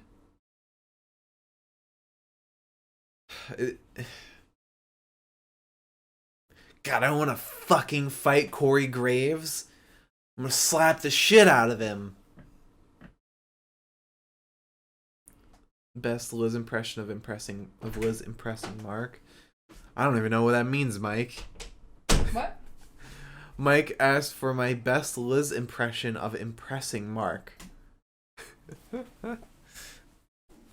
don't know if I've ever impressed Mark, honestly. I just did a couple impressions of you. Oh, did you? Yeah. Wait, did you seriously? Yeah, I did a couple. Were they good? I feel like I'm the best judge of that, though. The first one was you and your 1910 on your SATs. Come on! Come on! The second one was saying how much you want to fight Corey Graves. I mean, those are two things I say very often. I did get a 1910, though. Oh, not impressing me. An impression of you impersonating me. Oh, God. I can't do that. You do an impression of me. Do an impression of me. Oh, no. I want to know what I sound like. I may cry, but just move on. A good impersonation of Mark is... Actually, we had this earlier. I think that this should be, like, super fun. Like, it can just evolve into whatever after however many drinks. But also, why is the green screen not totally blocked out? And nothing's showing up the way it should. And I can't hear my own audio. Oh, my God. Which is the funniest shit. Because you're so hell-bent on it being just whatever. That all of a sudden something's not going right with one fucking aspect of the tech stuff. And you lose it. To be fair, two big things I don't know what went wrong today, though. Two big things I was upset about was no audio was coming through my computer at all. And an audio mixer I bought for $200 does not... $250. $250 after tax and shipping does not work with Streamlabs or any software that I have. It works through Windows, but not through any software I have. So God forbid I want to film something or record anything or stream anything with that $250 piece of machinery. God damn it. God damn it. I love you yelling in your little blazer. It's sweet. It was just really funny because I was like sitting here and you were having me do a mic test every 5 fucking seconds. And the only thing playing back in my head is you saying, well, it can be kind of like janky, like that'll be fun. And then you freaking out over X, Y, and Z, and I was like, okay. Wait. Wow, Mike, you called me monotone? Fuck, that's mean. That is so mean. No. You are kind of monotone, though. That's why we never understand when you're fucking telling jokes. That's why I get mad at you half the time. That's my sense of humor. I love No! I love the deadpan. The deadpan works. The deadpan works. The monotone, though, when you say something where it's, like, nasty, and then I sit there and I'm like, well, I'll fucking kill you then. And you're just like, well, no, I was joking. Wait, Harry's Mark impersonation. You see, guys, that is a callback, Harry. For those who don't know, that is a callback to high school or middle school even. That's when I first started my YouTube channel. I had a Call of Duty analysis series where I analyzed my own competitive matches. Wow, you were like a young John boy, huh? Let's see. No, to be fair. You're behind on these. If you had a 1910 on your SATs, you would have read all these by now. I'm glad I did that impression. I made it sound stupid.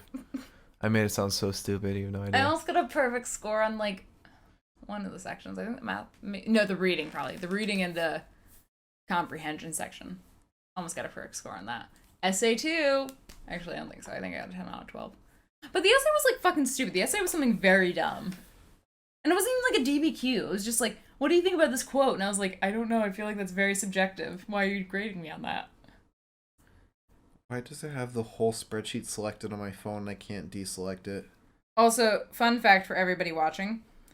When I first took my SATs, I think I got like a 1780. And I was so excited that I got 1780. And I brought it home to my mom and I was like, Mom, look! And my mom was like, so you're gonna retake them, right?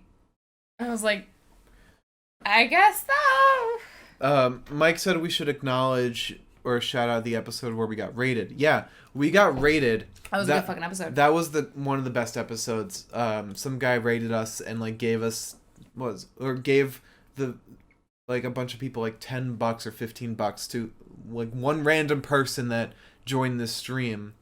We got 100 followers out of it. We got 100 Twitch followers and 100 Twitter followers. Which is down to 90 now because... Yeah, we lost like 30 or 40 people.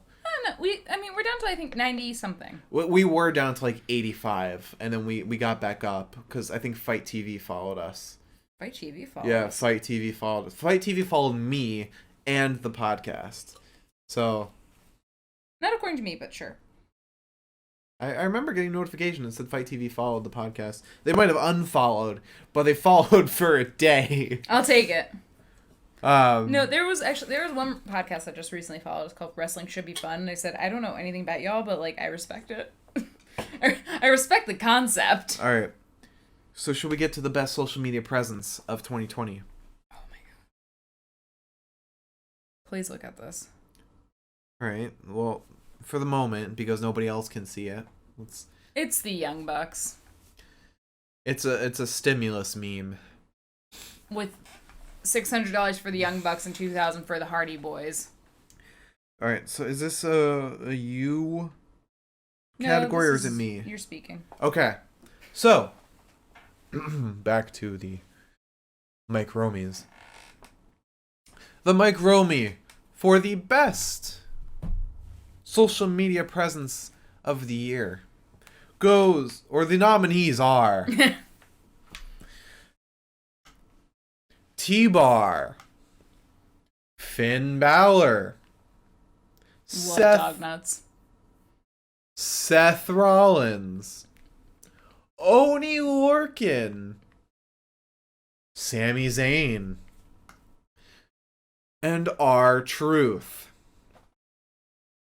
And the winner of the best social media presence, Mike Romie, is Oney Lorcan.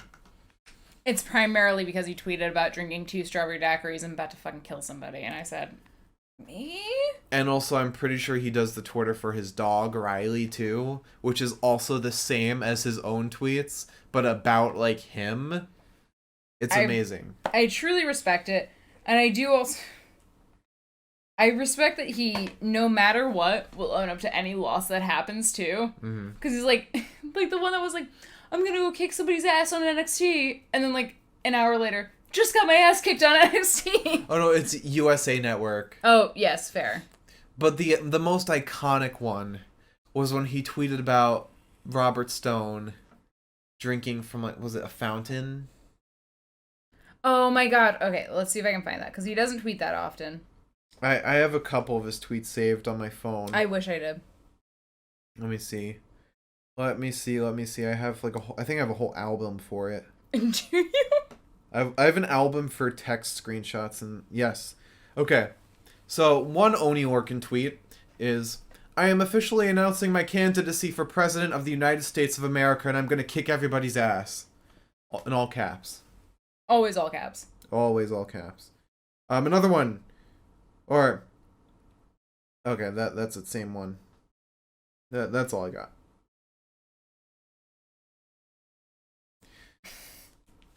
You just perusing? I'm perusing now. I think I love the all caps. I think that's what it is for me. Part of me wanted to say R-Truth, but R-Truth is going about social media in the way that, like, you should go about social media. Yeah. Where it's like, ahaha. Ahaha. Ahaha. Ahaha. Ahaha. Ahaha. Okay. Also, Riley was the dog in the fucking convertible with Sasha Banks, I believe. Really? Yeah. Oh my god, that's amazing. But now, we move on to a very special in memoriam. Not an in memoriam for those who have passed away in 2020. We're not doing that at all because it's far too sad. We unfortunately we were planning on doing one, but we don't want to miss anyone. Oh, that's cute. We don't want to miss anyone, and we'd like to do that in a respectful way, which this is not the respectful way to do anything. Right. And we're all humans, and we're all on equal pages, and we don't want to seem like we're putting people on higher levels than others, because we would do that if we're skipping somebody. Yeah, I guess. I didn't think we needed to explain why we weren't doing a real in memoriam. That's much too sad. And also, again, I don't think that an in memoriam should be done by people who have had, 9 fucking beers. That's also a good point. But no, this memoriam is for those who went the entire year without a single win. And they've had more than one match. Because there are a lot of people who had 0 wins, but only 1 match. So, let's quickly go through and find those who have had 0 losses this whole year. 0 wins? 0 wins? 0 wins! First, well, I'll just go down the list. Oh, dear Lord. Everyone pour one out for these people. Okay. Amale. Desmond Troy. Oh, Jobber. Aaliyah James. That's not Aaliyah, is it? No, it's not. Okay. Sam Gradwell. Adrian Alanis. Jason Cade. Kona Reeves. Scott Dawson. Gotta scroll down a little more. Oh dear. Josh Morrell. Dash Wilder. Oh. Heath Slater. Oh. Zack Ryder. Titus O'Neil. Oh. Denzel Dejournette. Oh. Tyson T-Bone. Rusev. Pat McAfee. Dude, we're gonna get fucking somebody's gonna cease and desist us. Brendan Vink. Bitch! Liam Gray. Sorry, Liam. No Way Jose. Deonna Purrazzo, although I heard she's doing great on, was it Impact? I thought it was on AEW. AEW? Yeah, I think so. I kind of, it's really embarrassing for me. Huh. For some reason, my brain said Deonna Purrazzo is actually the name of Sonya Deville. Mm-hmm. So I kind of just assumed they were the same person. Mm. That also makes it Impact. Thank you. Jessie Camilla. She's not AEW yet. No, she's still NXT. Somehow. Sarah Logan. Oh. Amir Jordan. Mark Andrews. Flash Morgan Webster. And that is all. It is a fair point. Milam said that a third of that list are AEW guys and now / and or fired. Yeah. Which kind of makes sense when you consider the list. It does. It does. Unless you're a lady, then I don't know why you would go to AEW. Yeah, the women's scene's not doing great there. It's not stellar. They do have Anna Jay, though, so. And Britt Baker. And Tay Conti. Yeah. I think really what they need to do is make that the little belt that they have bigger. just a slightly larger size. They also have impressive. They also have Thunder Rosa. Yeah, I think that's why people, because I don't hear a lot of news when I'm doing my news segments. I don't hear a lot of news about AEW unless it's mostly men. Most of my news segments when it comes to AEW are men perpetrated, I guess. I do follow a lot of people though who have complained multiple times that the AEW women's scene could be bigger for what they have.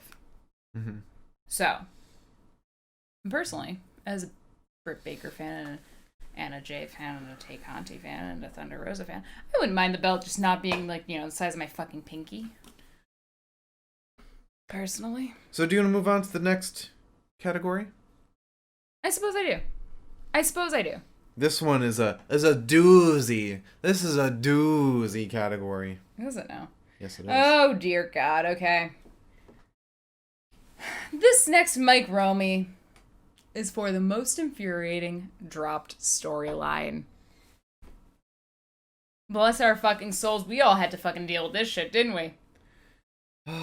The first one is the car accident with Jeff Hardy, Elias, and some mystery ginger. Sheamus. Sure.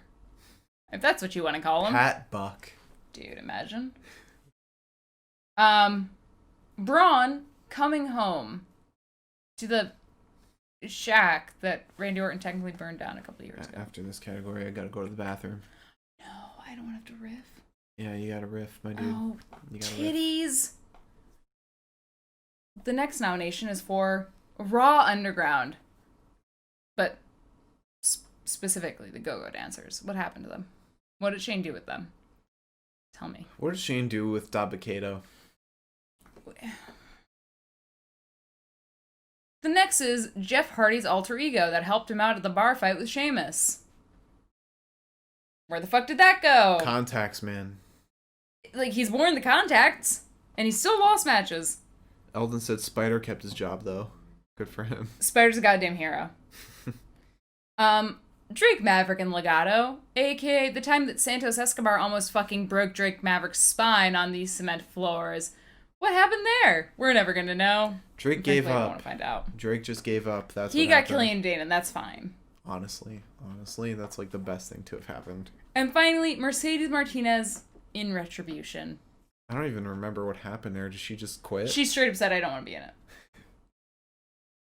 So, oh god. Which, to be totally fair, probably the best career choice that Mercedes Martinez made in 2020.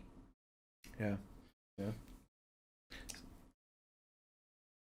Mark and Liz chose to win the Mike Romy for most infuriating drops storyline. That's a very in confusing 2020. way to put it. Come on, get in there. Yep. Okay. The Mike Romy goes to Braun Strowman coming home. Where the what the fuck happened? We got a cinematic match out of it. What the That's fuck happened? What happened was they gave up. All right, now I gotta run to the bathroom. You gave up. You got a riff. Oh god, how am I gonna get out of here? You're just gonna have to fucking try, huh? I'm gonna try going this way. Why would you do that? I'm gonna go for it. Oh no. The door opens the other way. Ho ho ho. Ho ho. Can you go pee? Ho, ho, ho. I hate this life.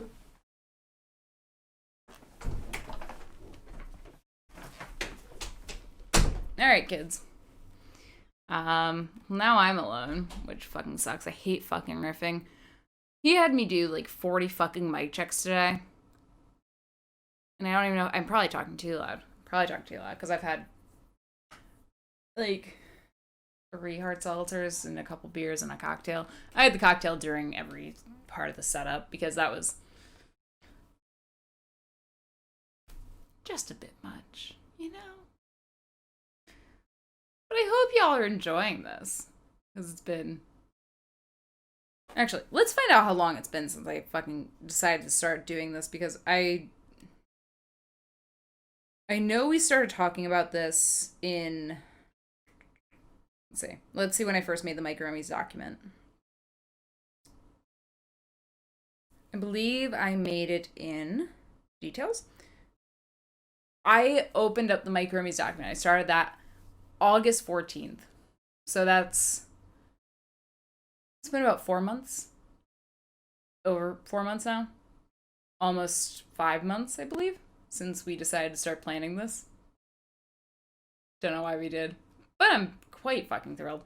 I wish I could read the fucking chat. Even though that my laptop is about 2.5 feet away from me right now, I can't fucking see a single word. So I'm just talking to camera. Normally when I do this, when I have to riff, I can see myself in the camera. So it's like I'm talking to me. But now it's just me talking.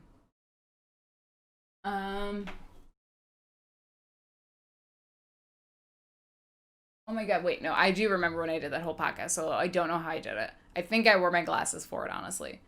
And I sat in Mark's nice chair for it. Because That was the most stressful shit I ever did. I honestly was like thinking about being like, no, I'm not gonna do it. I don't want to. But that was stressful because how do you fucking talk about a 3-hour long show without fucking losing it? Imagine I just made us all sit in silence for this whole fucking time. I was better at riffing when like I knew I had to do it for like hours on end. But Mark's back, so I don't really have to riff anymore. Aw, thanks, Eldon. I appreciate that. I did as well as I could. And now our lovely co-host says, Charles is coming back now. Oh, there he is. There's the prince. Hi. Howdy. Welcome back. Everyone was talking nicely to me. Why do I take 10 minutes?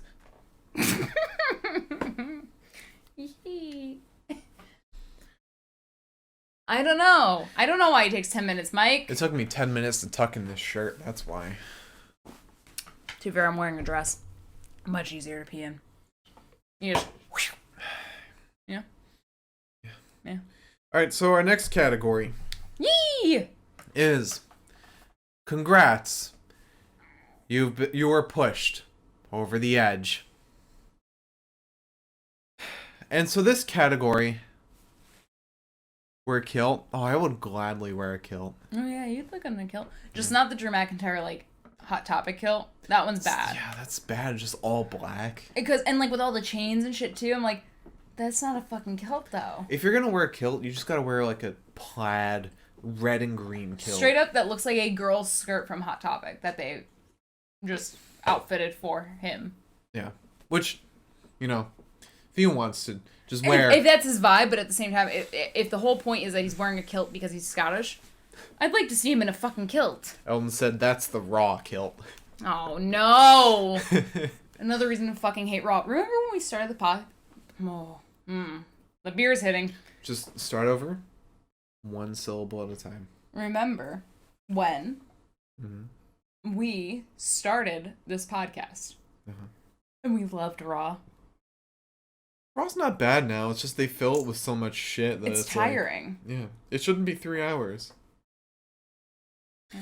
But anyway, you were pushed over a cliff. Over the edge. Over the edge. I made the categories. Same thing. The nominees are this category is for those who were promised a push or were rumored to have a push and ended up being buried or just given a shitty storyline. So our nominees are Mickie James, Aleister Black, Peyton Royce, Otis, and as a unit, the Riot Squad. Up until just recently. I mean, Sort of. they were promised the tag team championships, Sure, and they were just fighting Billy Kay at every turn. Very true. And the winner of the congrats, you've been pushed over the edge, Mike Romy, is Peyton Royce. You were promised so much, and I feel so bad for you. They broke up your fucking tag team, and then they put you in a fucking tag team. Ha! Isn't that goddamn horrible? At this point, I'm just, like, convinced that, like, everybody I love goes to AEW because they've been just, like, fucked over by Vince too much. I'll just buy cable. I don't give a shit. Yeah. I'll buy cable. However I do that in this world, I'm not adult enough to know. But I will, so I can have TNT and I can just watch that instead because I'm tired. I'm tired. Remember when Peyton Royce was a tag team champion? Remember when the Iconics existed and it was fun because it was like iconic, and then they said we're breaking you up so that Peyton can get a title, and then Peyton didn't get a title and was in a tag team with Lacey Evans. Do you remember that? Because I remember that and I was really upset. Oh, Mike makes a good point. She won the belt, or they won the belts at WrestleMania. That's big. Like winning at WrestleMania. Yeah. Like you won a title at WrestleMania. That's big. Yeah. No, I get that. You know, You ever just watch some shit happen and then you're like, haha. Because normally when, like, that shit happens, like, when people are, like, broken up, for example, New Day. New Day was broken up, and then I think I did a news story shortly thereafter where people were talking about, oh, well, it was done because Big E wants, they want to give him a title push. And that was successful. Because he's got the title. Yeah. But they broke up the Iconics under that same guise, and then we waited, and we waited, and we waited, and we waited, and we waited, and then she was just completely... Asuka just kind of fucking vanished. It's because Vince McMahon was like, oh, wait, you may be blonde, but you're not Charlotte Flair. Okay, to be fair, Charlotte Flair deserves everything. I mean, I'm not saying Charlotte Flair doesn't deserve it, but at the same time, Peyton was promised it. That's fair. I have never been more disappointed than when they were like, and Peyton Royce and Lacey Evans, whatever the fuck her last name is. Yeah. And I was like, oh, who? So we have more categories you want to... Oh, we do have more categories, yeah. All right. Let me see. Okay. All right. Caught up on my Google spreadsheet. The next Mike Romy is for the feud that should have ended 3 months ago. Feuds that should have ended 3 months earlier than they did is the actual title of this category. And let's begin. Bayley and Nikki. Because that lasted for far too fucking long. Honestly, we can go a little further here and say Bayley and Sasha versus Nikki and Alexa. Because that happened for a while. It did happen. But mainly, because Alexa did, like, stop once the whole Braun thing happened, and then Nikki just kept on fucking going. That's true. Because Alexa Bliss disappeared for a while, and then Braun, like, dead dropped her on the fucking ground. And now Alexa's doing more than any women on the whole main roster.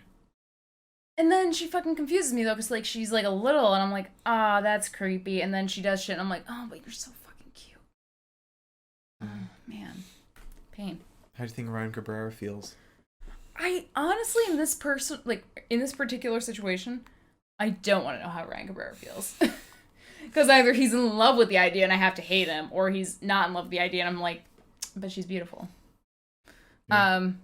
Anywho. Rey Mysterio and Seth fucking Rollins.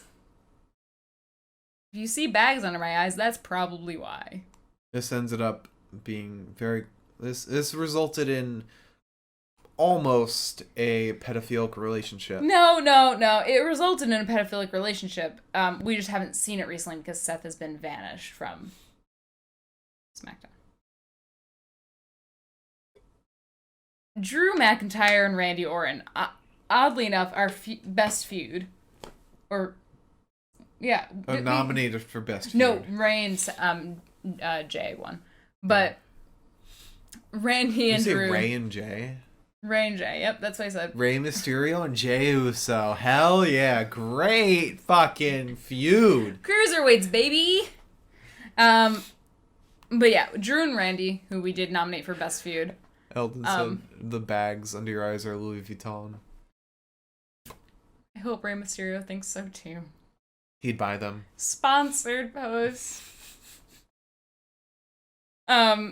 But yeah, Drew and Randy, this is more of the part 2 of this feud because the feud should have ended after, I think, Backlash. No, not Backlash, Payback.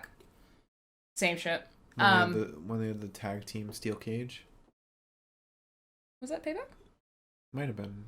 I thought, no, the backslide was SummerSlam. Yeah. Because then they said, you're never going to see this coming. And I said, John Cena. And they said, no, you fucking idiot. They said, it's just a win. You'll never see a win coming. Yeah. Angel and Andrade versus the Street Profits. And our final nomination is for Apollo Crews and Bobby Lashley in all 15 fucking matches that they fought against each other for months on end. I've never been so drained in my entire fucking life. That's not true. However, it should be. And who wins, Liz? Who wins? Nobody wins. Yeah, honestly, no one won that. No one wins. Sorry.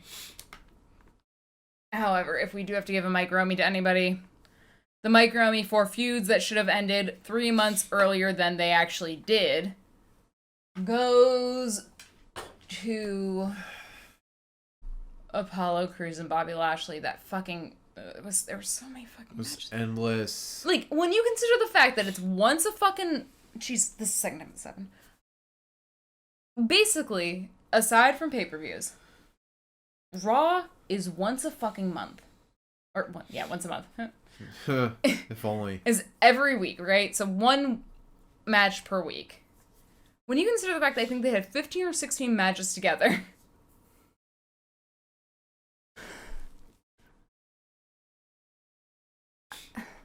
It was like we tuned into Raw knowing that was gonna happen, that we were gonna get that match. And every time, Apollo did not know how to break out of the fucking Hurt Lock. Meanwhile, Keith Lee does it in one match. Because Bobby can't get his arms around Keith Lee's massive shoulders. What is it actually called? It's not the Hurt Lock, right? It's the Full Nelson. No, there's another... Oh, it's the Hurt Lock. Oh, it is? What? Yeah, it's the... Oh, I call it the Full Lashley. Yeah, the Full Lashley, which is much better.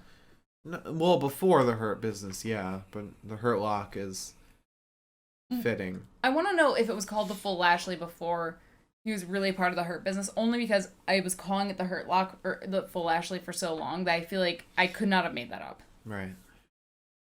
So, what? I was gonna go to sleep right now. I can't get out a single sentence. Oh dear. We've only got like 3, 6... What did I say? 9. He doesn't want the Full Lashley, therefore it's a good finisher. I to be fair, out of consent, I have given Liz the Full Lashley. I said that it wouldn't hurt, and Mark said, let's see. Out of Liz agreeing. I totally agreed I did not impose this. We shook on it. We ddid. And it did not hurt her in the slightest. It only hurt when you actually kind of applied some force.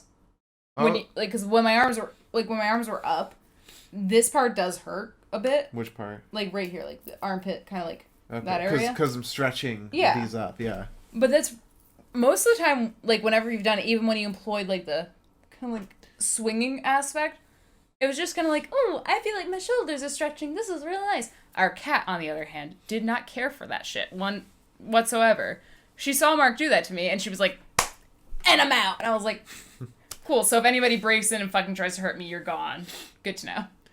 But I also like swung you, like whipped you like Bobby did, and I wouldn't say whipped, but you did swing me, and it didn't really do anything. I think the only real pain comes from being like, well, this might hurt me.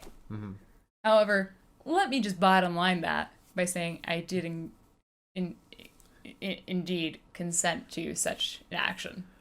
Mike said, spin the wheel option, loser takes a finishing move from the other person. Liz hitting Mark with a claymore would make my year. If you're going to hit me with a claymore, I'm spearing you.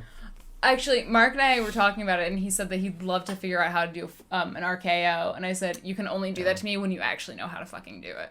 Because I will not let you... How else am I going to find out? I will not let you do a neck breaker on me until you actually know how to do a neck breaker. Otherwise, I'm actually worried you will break my fucking neck. Yeah, sure. I feel like an RKO requires cooperation between two people, because one person has to fall and like slip out their legs. I guess that's fair. That is one thing you've always got to remember with like finishers or any real move. That didn't help at all. Well, you didn't tap it hard enough. You gotta like get in there. Like you gotta take that fucking like can and you just gotta go. And then it'll stop. But anyways. Because like you gotta go back like that. Oh, that was my just nose. scratched my nose. See, no, you gotta turn with me here. What are you doing? Turn. I'm explaining an RKO to you. What are you doing? Because you gotta go like that, right? Yeah. And then you gotta go down. So you would have to kick your legs out. Yeah. This is great. I think that like it just takes partnership, and most finishers require some sort of partnership. Except for the Claymore, which you will get hit with at some point in time. Yeah. 2021 is the year of the Claymore. Oh, so Ahmad deleted Mask Up Karen's message, but they wanted to see us kiss. We've done that so many times. It's been 4 years since we've been together. Yeah. But thank you, Maud. I don't... Instead of kissing... Oh, wait. Mike did Splooch delete... Oh, Sploocha! Welcome, Sploocha. I didn't know you were here. Sploocha! Yay! Love that.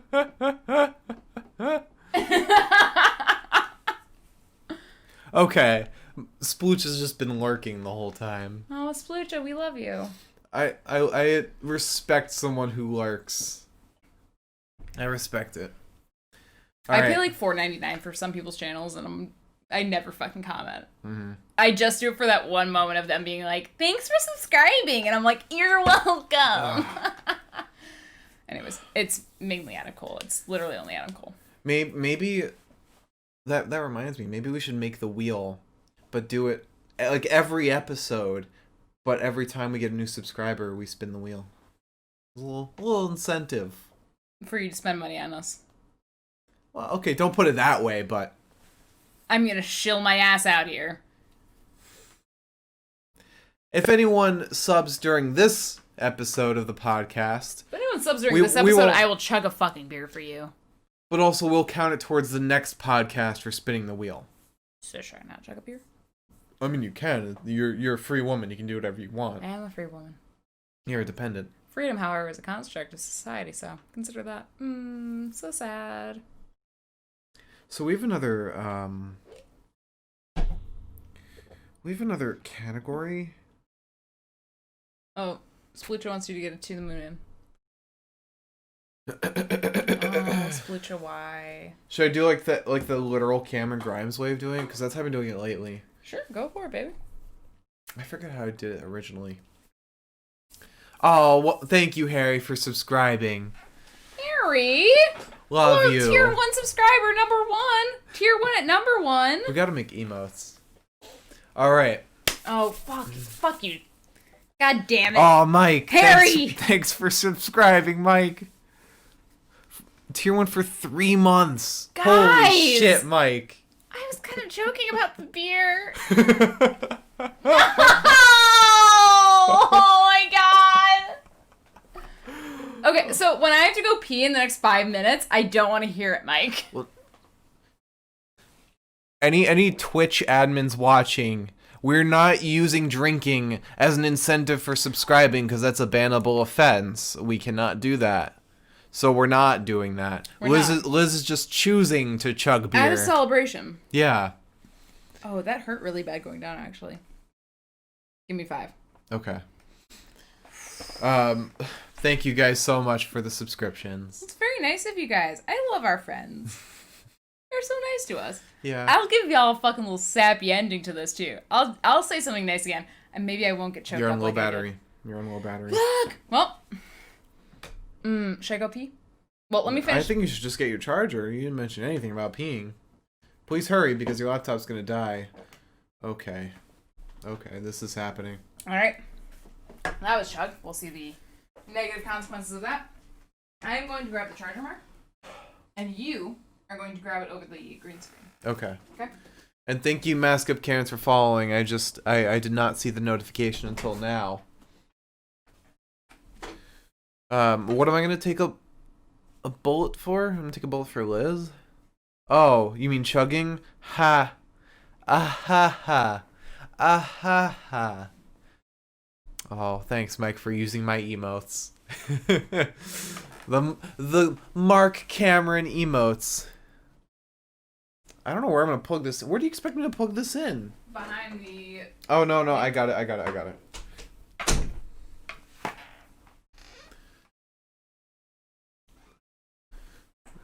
Spelling a hearty swig. Oh my god, why did Liz use gaff tape as a stand for her laptop? This is not gonna work. If her laptop falls, just know when she comes back, it's not my fault. So you all better agree with me that it's not my fault if her laptop falls.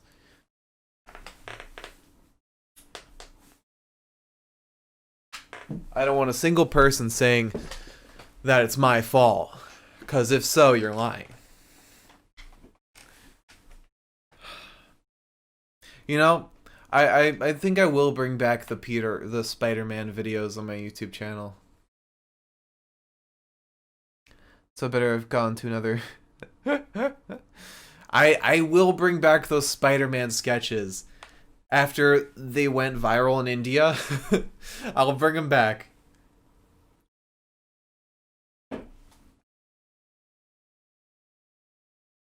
I can almost guarantee it will. It probably will fall down when Liz comes back right now.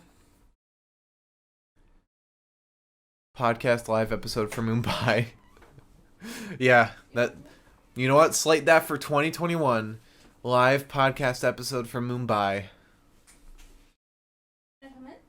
Oh no! Please don't bring the. She will knock down the green screen. I will make sure that she doesn't. You cannot guarantee that. I just want my little Kimton. You cannot guarantee I anything. will personally let her out. Yeah, Mike. That's one thing WWE and I have in common. We're both big in Mumbai. She's just staring at me. Yeah, just. I gave her a shot. There's no reason trying to coax her right now. I gave the cat a chance. She stared at me. All right. Trying to scooch in here without stepping on the green screen. Hello, I'm back. All right. So Twitch actually, because I've looked up these rules many times. Alcohol is not a problem on Twitch. It's just if you use alcohol as an incentive for following or subscribing. Which we're definitely not doing. But if we were to call you all simps, incels, or anything like that, we could be banned for that. So we're definitely not calling you guys simps, incels, or virgins. You little virgins. Liz, we're gonna get banned. You little incel virgin simps. Liz, we're gonna get banned 3 times. We made affiliate just so we could get banned. No, Mike, no. Alright. Eldon, well, no, I guess we both said all 3. You said it in an accusatory way. I said it in a factual way. Alright, I have a very small stomach, so I'm going to finish this beer before we're done. As my honor for chugging. Okay. It's going to make my tummy hurt. And we technically can't use that for incentive. I'm just happening to drink multiple beers in a row. Liz is an alcoholic. I have problems. Please help. It's water for her. I mean, it is Budweiser, actually, so. And so our next category, returning to the Mike Romies Awards. Oh my god, are we still doing this? Liz, this is our whole podcast. What did you think we were doing? Our next category is... Oh, cat. Biggest main roster disappointment, a category suggested by Milam. And our nominees. There were a lot. This category has to do with those who had a lot of potential but disappointed in the end due to their own abilities, not the writing involved. Can I quickly ask you something? Can you see this without your glasses on? Yeah. You can see that from where you're sitting. I mean, being a little drunk, it's kind of blurry, so I have to lean in just a little bit, but I can, if I stare at it, I can see it. Why? You can't see it at all sitting where you are? This is about where I can see it. Oh my god, and you're completely out of frame when you do Yeah. that. No, this is all blurry. Dude, when we started dating, you told me that you had astigmatism. I felt like... I do. I felt that we had, something together. But I have contacts. Well, you got contacts and you little bitch. Never mind. Did you forget I wear contacts? I guess I did. Huh. Can I leave the door open for Kat? Sure, but Please? the whole thing's gonna get knocked Well, over. Mylon said that we're taking bets to see when the... If she gets hurt, then it's on she you. She will not get hurt. I will save her like a father with a daughter. Pizzy! Bobby! I mean, you're drunk right now, so it's a drunk father with a daughter. Exactly. And those never end well. At all. That is not true. As a person with a father, I would know. Let me Let me edit that real quick. You're not on camera right now. Let me edit that. My father was a great father. Is a great father. Is a wonderful father. And he drinks Coors Light, so he's never actually drunk. Thank you. It was purely a joke. I will defend my father to the end of time. Eldon says he has astigmatism too, and it can be heavy or mild. Oh my god, Eldon! Are we all living in the same house with an astigmatism? How are we gonna see things? I have heavy astigmatism, but I wear contacts. Oh, I do too. So if you took your contacts out, you wouldn't be able to see this. I couldn't see this fucking mic in front of me right now. Okay, cool. Great. I mean, not great. Yep, great. Hello, princess! Welcome to the podcast. Come here. She won't because I just stepped on my bag. Alright, so the nominees for the biggest main roster disappointment are Asuka, Aww. Aleister Black, Braun Strowman, Me. Jeff Hardy, Isn't Braun a Gemini? Mickie James, Nikki Cross, and Lana.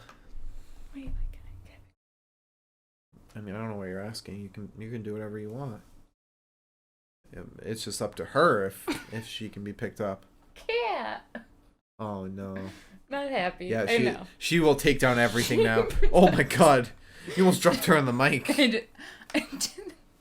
I made sure to not drop her on the mic. She scratched me in 4 places, but I made sure not to. All right. This was for you guys. So, the winner of the Mike Romy for the biggest main roster disappointment that has nothing to do with the writing, It was Cat. but rather the individual's performance, is that Carl Anderson? Mr. Black. It is Lana. I was so mad. We were promised a fucking title run. And to be fair, I will not be upset about the fucking Samoan drops into the table. I refuse to be upset about that. Those were fantastic. Again, that's the writing. That's not on Lana. Lana's individual performance was crying in the ring. What? No, do you see that? Oh my god, she really scratched you. Yeah, the cat really fucking... the cat fucked me up a little bit there. Pete's. Our cat does not like to be held. But she loves us. I think. She purrs when we touch her, so. Splucha, who didn't make it on that list, was AJ Styles. And Randy Orton. No, they didn't disappoint us. Yeah, who didn't make it on that list. Oh. Yeah. Yeah, this was a hard list to go through because Mark and I were reading through a lot of his stats specifically. Mostly because that's a very concise list of people that fought this year. We made sure it was people who disappointed through individual performance rather than the writing. You're right, Mike. Velveteen Dream did disappoint us all. Well, we tried to leave out the people that probably should have been convicted for crimes. Right, because if we picked anyone else but them, then we would seem like pieces of shit. And because they disappointed us in different ways. Legal ways. Yeah. The ways where you shouldn't be texting underage folks, regardless of gender. Or tweeting about, against Black Lives Matter. Mr. Jackson, Third Riker. Anyway. I celebrate Hanukkah, I can say that. Liz, would you like to move on to our next category? I genuinely keep forgetting that we're doing this. Yeah, Liz, we are doing it. I am seeing... You can see the screen, too. This is the Mike Romies. I can't believe the cat fucking made me bleed. You made me... Oh! Big yawns. Big yawns from the little bean. Also, Braun Strowman is a Virgo. Battle Royale between all the canceled people from 2020. Winner gets redemption arc. No. Yes. I hope it's just Zelina. No, because the canceled person to win that would be Jackson Riker. Oh. Well, I mean, maybe it'd be Velveteen. Or Brock Lesnar. Was Brock canceled? No. Brock just canceled himself by just vanishing. True. Hello, I know, princess. I know. See, this is the annoying thing about the cat. I pick up the cat and she acts like I am some stranger that has entered her home. Milam said, "Who knew during the Mike Romies Liz would turn on the Romies?" Did I turn on the Romies? Yeah, by forgetting it's the Mike Romies. No. It's so much beer. It's just so funny with the cat, because, like, if I pick her up, she acts like I am, like, the fucking spawn of Satan. Mm-hmm. And she kicks me and scratches me with the back claws that she owns. But, ow, okay. She stepped on me. Oh, okay. But it's like, then I pet her for like 5 seconds and she's like, "You're my best friend, hello." And I'm like, okay, I guess I'm your best friend. You did just make me bleed everywhere, but that's fine. I love you. Anyways. Yeah. Next category. The next category is Best Special Guest. We had a lot of special guests this year. Just, drum up inspiration. Not on the podcast. Mike Rome, still looking at you, baby. Mike Rome, Corey Graves. Oh, Corey Graves, you should only be here if there's a fucking ring circle. That's the only way we can get him to fight squared you. Squared circle. Sorry. That's the only way we can get him to fight you is if he comes on as a special guest. I just want everyone to know that the last thing on my bucket list, outside of whatever the other thing that was on my bucket list I mentioned earlier, is to just fight Corey Graves. And I just want him to know that I'm a horrible fighter, so he'll be fine. It's a small thing. Oh, cat's gone.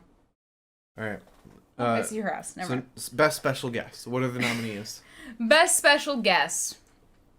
Thank God. We were threatened multiple times with Donald Trump this year.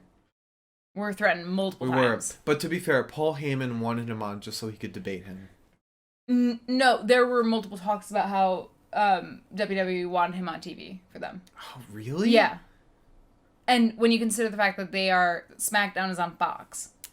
Yeah. I mean, and I don't know who USA is owned by, but... Thank God. Oh, we almost held hands there! Look at us! Friends? No. Okay. Co-hosts. Co-hosts! Does Pat McAfee count? Never. Best special guest. And our nominees are... Rob Gronkowski.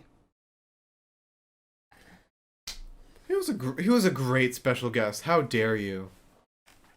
Remember that bit in his backyard where R-Truth disguised as a gardener? That was actually a really good way to get rid of the 24/7 championship off of him versus like on WWE. Yeah, that was great. I'll take it.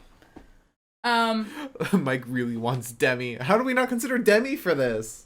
I can tell you how. We didn't want her.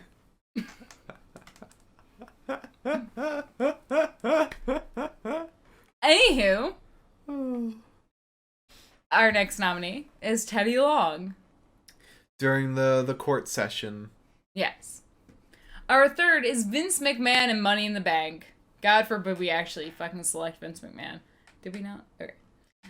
Our fourth is Ron Simmons, also in the Money in the Bank court bit, if you will. Yeah. Miz versus Otis. Miz versus Otis. Dun dun. Dun dun. Our fifth is Wobblin' Walrus. From the Firefly Funhouse, a play on Paul Heyman. And our final nominee for the Mike Romy for Best Special Guest is, and God forgive me for saying this, Gobbledygooker. It sounds like a slur. Because it is. It's not, but it sounds like one. The name itself is not, but part of it is. And therefore... Yeah, Mike's right. Why do we put no Cameron Grimes in here? For anything. Best special guest? No, for anything. We didn't put Cameron Grimes in. No offense, if anyone's going to be nominating Cameron Grimes, it'd be you. Yeah, why didn't I put... Yeah, why didn't you? You're his, like... That was hard. I don't know why you hit me so hard like that. Let me pat that gently. Yeah, I mean, you're like Cameron Grimes' advocate on this podcast, so... Yeah, Spooch just said Biggie still got them W's from Friday. True. Or no, the week before? I don't know. Sometime. Something. At some point. At one point, we gave Biggie the win. Biggie got something. Yep. Alright, so who won Best Special Guest of 2020? The Mike Romy for Best Special Guest goes to...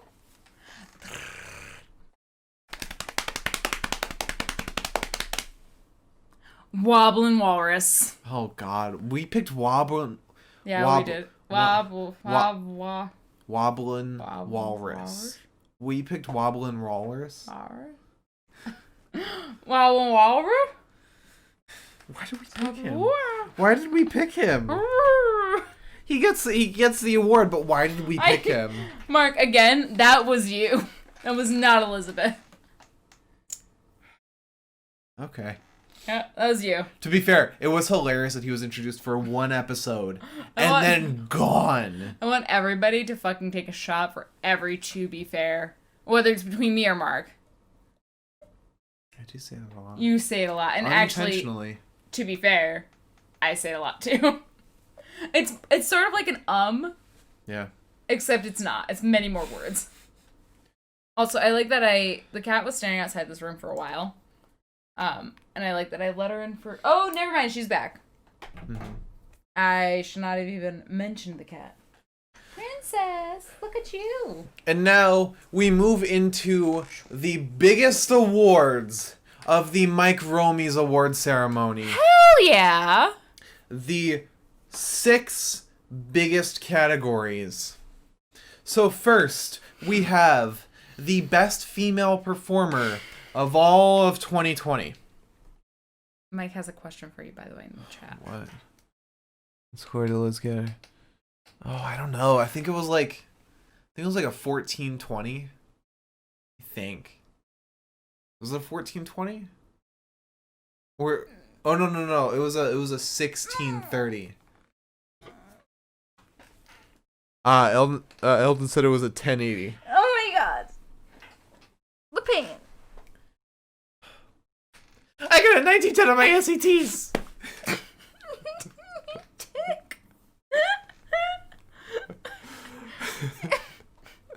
I did get a 1910. That's a very good score. Guys, wait. What score did Liz get on her SATs? What? It's not fun if you bully me. Oh, it's not fun if I bully. If I start crying. Oh. Pizza, if I start crying, will you fight your father? Will you fight him for me? Mike said, I heard her scores went to the moon. Went to the moon! Cat, bite him. Bite the man that feeds you. Yes, turn, bite. Oh, bite. Pet. No. Pets. God dang it, Pete. Alright, so the... Fucking Seth Rollins cat. The nominees for the best female performer of 2020 are... Alright. Perfect. They are... Charlotte Flair. Pete's Flair. Shayna Baszler. Bailey. Sasha Banks. Rhea Ripley. Sorry, Mike. Aaliyah is not nominated. Aaliyah is definitely not nominated. I'm so sorry, Mike. But and I'm not. Io Shirai. And our winner, based on stats... Let me actually double check this. Is it based on stats? I didn't think it was. Well, we have our stats and I know who I would have chosen. Based on stats, the winner's Bailey. But our pick and the real winner of the best female performer of the WWE in 2020 is because it's true. Is Bailey. Rhea Ripley. No, Bailey gave us the goddamn best feud, or the best female feud that we've gotten in all this past year. Bailey was amazing. Bailey was fucking out of this world. Wi-Fi-less Liz can't be trusted with opinions. Eldon said the best Karen I respect. Sploocha, it has been fucking forever since Aaliyah was on TV. Honestly, Robert Stone made a comment about how he had like this massive announcement, and I really thought that was Aaliyah coming back. It was at War Games, I think. Yeah, something like that, or right beforehand, and he was just announcing that he had like socks or something, like some like special socks, like designed socks or some shit. Yeah. I genuinely do not know if we're ever going to see Aaliyah again. Yeah. Like that's, I wish that were a joke, and that's not even me fucking around like with Mike or anything. I genuinely wish this were a joke, I don't know if we're going to see Aaliyah ever again. You're right, Mike. Aaliyah has done better than Chelsea Green. Also, welcome back, Mask Up Karen. Hopefully you don't get muted by a mod again. We'll try not to have that happen. But yeah, no, it's kind of wild to me that Chelsea Green broke her arm. I think, and I could be wrong here. I think she's broken her arm twice this year. Like every debut she's had, she broke her arm. All I know is that like I wasn't thrilled about Chelsea Green coming out at SmackDown, and then she broke her arm, and I was like, now I just feel fucking bad. Mask Up Karen asked, "Are you I'm not like other girls girl? Are you, Liz?" Oh, I'm absolutely. I'm just like not like other girls. I like Nickelback. I'm not like other girls. I love Nickelback. I love 21 Pilots. I'm not like other girls. I am a Blink 182. I like Nickelback and Blink 182, and I'm a gamer girl because I play Stardew Valley every day for at least 6 hours a day. Oh God. No, I'm exactly like other girls. I'm a fucking idiot. Jesus Christ. That's why I love women. You rock out at Imagine Dragon concerts. Oh, absolutely. Absolutely. It's, wow. You called Liz an it? I'm a lady. I'm not an it. You called Liz an it? But I'll take it. Oh my God. You know what, to be fair, I mean, it's me. Yeah. Oh, actually, quite literally, it's me. It's you. It's me. It's Liz. High five. Woo! It's Liz. That's what we're renaming the podcast. It's Liz. It's Liz. Just 6 fucking letters. 1 space. Alright, you want to go through our next category? Oh, yeah. Jesus Christ, I feel like I've not gone through a category in like 10 years. Also, again, let me say this now because I don't know where the cat is. Mm-hmm. I invited the cat in here because she looked fucking lonely. Walks in for 5 seconds, scratches the piss out of me, and then leaves. Yeah. She's a goddamn angel of an animal. She sucks. She's the best girl, though. Isn't she a good girl? Look in your heart. When she's not peeing on the floor, she is. It's not our fault, by the way. She was declawed. Not by us. Also, I just want everyone to know we would be sitting further apart if this room was any bigger and if this camera was any wider screen. Or wider screen. We also live together, so there's no point in pretending that we're in different spaces. So, we do literally everything together. I think in July, maybe July, I left the apartment alone for the first time. Mm-hmm. And I had like a fucking anxiety attack. I was like, I haven't been outside of here in so long. Mark's always with me. Like, cause I think I was trying to get like hard seltzer or something. Mm-hmm. And I was like, fuck. Me too. Absolutely. All right, so we are on Best Male Performer, correct? Mm-hmm. Somehow we made this episode last almost 2 hours, so that's good. It's kind of what I was hoping for. So, Best Male Performer is our next category, and we have only 1, 2, 3, 4, and technically 5, because of Best Podcast Moments categories. So 5 categories left. Also, real quick, Split should just do it. We've got a fucking troll in the chat. Splucia! Woo! A hero. To the moon! Just like, I don't care. You have a power. You do have a power, Splucia. Oh, God. Alright, for Best Male Performer, we have Mr. Seth Rollins. Monday Night Messiah. Monday Night Messiah. Kicked in the face and taken out for 2 months and now cannot come back because of snowstorm. Which is the reason I'm going to take right now because of other reasons. Also, the last video that Seth Rollins posted was in Iowa, therefore I assume he's probably snowed in Iowa. Yeah. One day he'll come back and I'm very excited for that day. Hopefully we will hear Burn It Down. Also, I just want to, in relation to that, Kevin Owens now has a fucking, like, what was it? Spinal contusion and bruised kidneys. So when you mentioned that to me, I didn't bring this up until now because you brought it up on the podcast.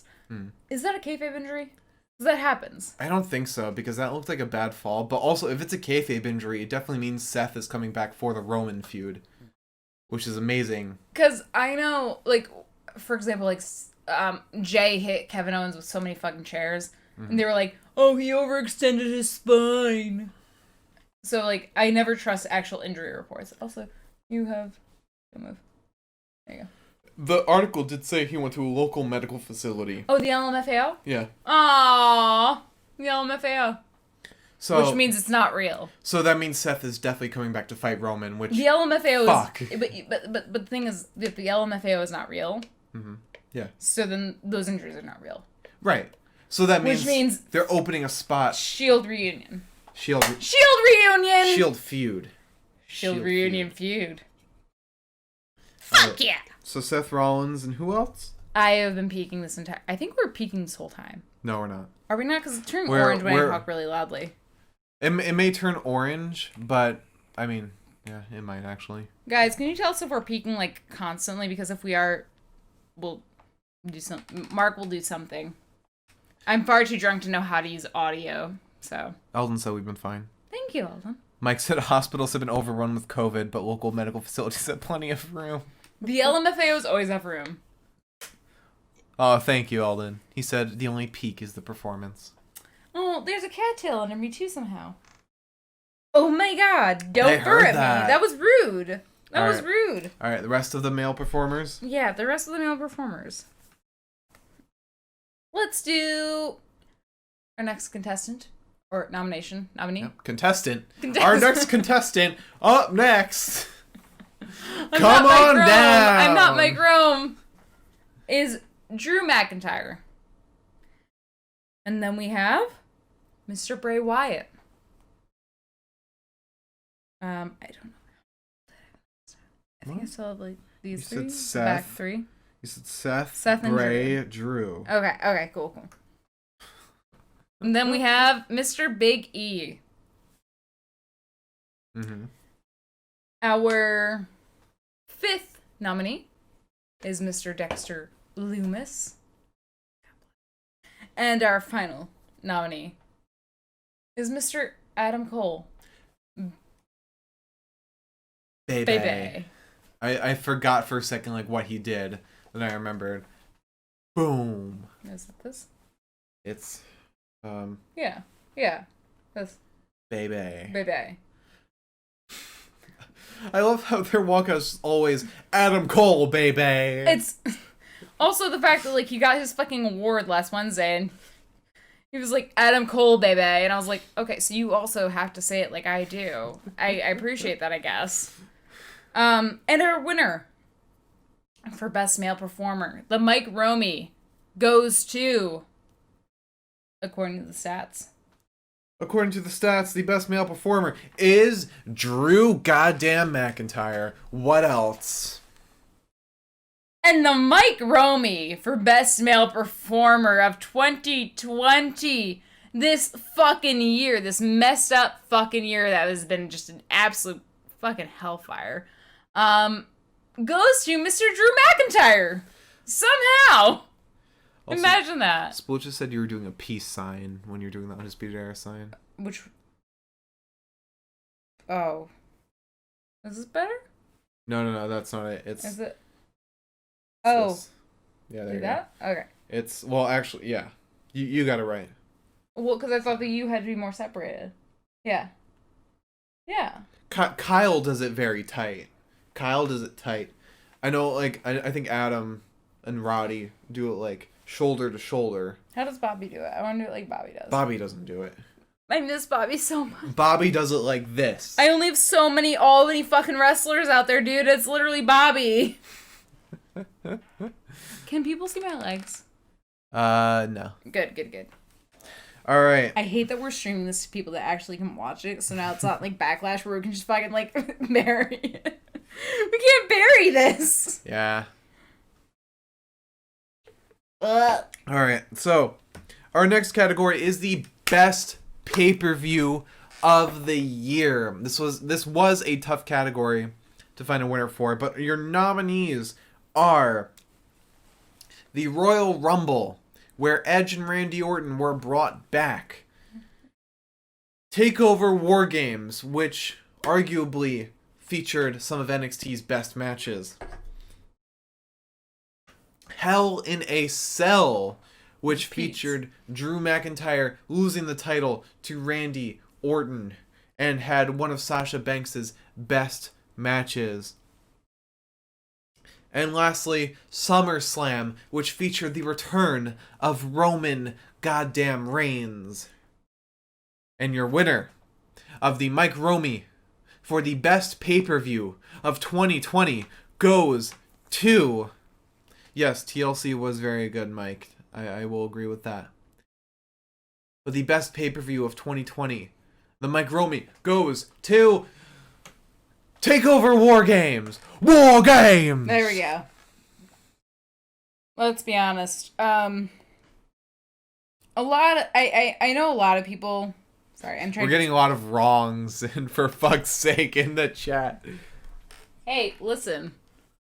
We made this because of what we thought. That's all. To be fair, I said it would be Royal Rumble. My pick was for Royal Rumble. I didn't agree with the Royal Rumble because of the first match. I didn't like the the Roman Usos versus Corbin and whoever the fuck else. That was weird. That was weird. Sucked. Yeah. And in theory, WrestleMania almost could have won it if it were not for the Falls Count Anywhere match. Falls Count Anywhere match. Sucked asshole. Boneyard match. Okay, no, Boneyard match was great. Thank you. Okay, there were like 5 cinematic matches. The only cinematic match that we didn't include was there was one we didn't include. The Swamp Fight. That was the only one, and that was goddamn garbage. I know. Royal Rumble was great because it featured Edge and Orton returning. But I do think, War Games was the best this year. I think War Games because it appealed to like the inner wrestling fan of me, where growing up watching wrestling, my stupid baby brain said, I just want to see murder.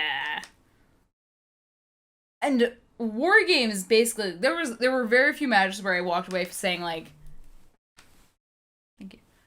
There were very few matches where I walked away and I was like, no one died in that match. Because every single match had somebody doing something where I was like, oh god. And every match was fantastic. There wasn't a single match on the card that was bad. You had Dexter and Cameron, which is great. You had Thatcher and Ciampa, which was fucking amazing. You had both the War Games matches, which were great and had incredibly unique moments. I think there is something to be said for matches that, or like pay-per-views that had full crowds. Because obviously we're in this weird world of just pretending that there are crowds there. Yeah.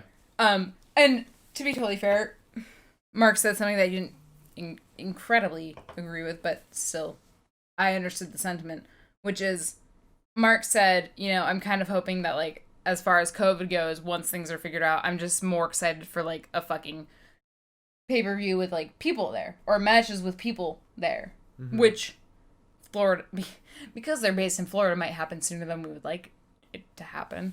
But I do think that losing the crowd does have a certain effect. Yeah. And I think that's why I really liked War Games, was because I sat there and I said, like, we've watched, Mark and I have been spending this past lockdown, more or less, lockdown as some people might see it, I guess, as we have been kindly seeing it. Mark and I have spent a lot of time, like, when we have free time, watching pay-per-views, old pay-per-views. And it's so exciting watching those with, like, crowds. And there's something very engaging about that, where it's like, holy fuck, I want to pay attention because the crowds are screaming about X, Y, and Z. And I think with War Games, particularly, I finally felt that, like, vibe to not just pay attention because people are screaming about it, but rather because, like, oh my god, I need to know what's happening here. Yeah. That was my personal feeling with that. Also, I finished my other beer for other reasons because of other things. Thanks, Mike. For me, it was more so like which pay-per-view had the most perfect matches, and War Games had like every match was almost flawless. Royal Rumble was fantastic, and the Royal Rumble match was perfect, but it was there were a couple flops in there. I think. Thanks, Mike. Thanks, Mike. I really do think that, like, because I have a lot of trouble focusing on literally anything, and Mark knows that because Mark's a movie guy. So Mark puts on a movie, and I don't want to actually pay attention to it. I want to pay attention to my phone or my laptop. That's Elton going to the bathroom.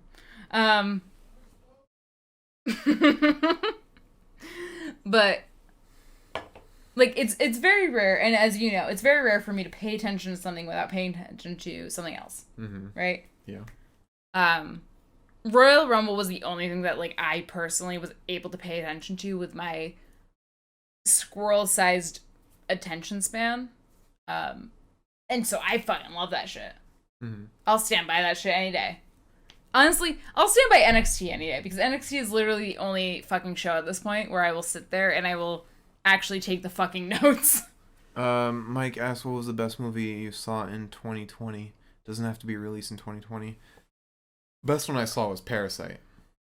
I can tell you guys what the best movie I saw was, but nobody's gonna agree with me. I should really post this on Twitter, but I post this on Facebook. I do lists, like, encompassing everything that I watched in 2020, like, as far as movies go. The best movie I watched that was released in 2020 was The Trial of the Chicago 7. Great movie. Best movie I watched that wasn't released in 2020 was Parasite. Was Parasite not released in 2019? It was 2019. Oh, okay. That's why it won the Oscar this year. Yeah, if I'm going to talk about movies I watched in 2020 that I enjoyed, I really like Newness, with Nicholas Hoult and some other lady who is in a very similar movie, actually, now. Laia Costa. Ooms? Laia Costa. I have no idea who that is. She is... we were just talking about this. And you wouldn't know her, because she's in this... Oh, what is that movie? Newness. Victoria. Victoria is one I've heard of. Okay. But she was in this movie with Nicholas Hoult, and it's horribly reviewed. So, take that as you will. But it's a really nice little love story. It's really nice. I cried at least twice during the movie. And she is actually in a movie with a guy named Josh O'Connor. And he was originally in a movie called God's Own Country. And I shit you not, it's about an hour and a half. So if you have the attention span that I do, which, yeah, maybe one day will be better. We'll never know. But God's Own Country is about an hour and a half long. If you like good films, fucking watch that. And also, if you're not homophobic, it's very gay. It's relatively gay, and it's also got sheep. So, pick and choose what you want. It's a really good movie, though. You would like it. Okay, but we do have an award show to finish. Oh, are we still doing this? Okay. Yeah, we're like 3 hours in right now. I might have to pee again. I'm Are sorry. you kidding? We're at like our last 3 categories. Okay, I'll hold out. But I like to banter at the end, and we've got banter at the end because we got the best moments. This is like one of our best categories. Best moments. This is like one of the biggest categories we have up next. Okay. Oh, wow. Mike wants us to banter even though we've been going for almost 3 hours. You'll get more banter at the end. I promise. I have to pee too. Oh, let Liz pee. That's a very good concept. You know what? Let's let Liz pee. Alright, then I gotta pee once you're done. Just don't. She's very Okay. I see her. I don't know why she's sitting right there, but whatever. I don't either. And Story time. What the fuck? Story you want time. a fucking story time? Mike, wait. I need a prompt when I come back because I'm not gonna have anything to talk about when I come back. So somebody give a Liz prompt. What about me? I need a fucking prompt. Yeah, you can figure it out. Oh my god. Cat riff? No, the cat is literally laying under the laptop right now, under the chat. That's where the cat is right now. What was it, January and February 2020? Oh, February 2020 was the last party we ever threw in this apartment. We threw a leap year party. Right before the pandemic really hit America.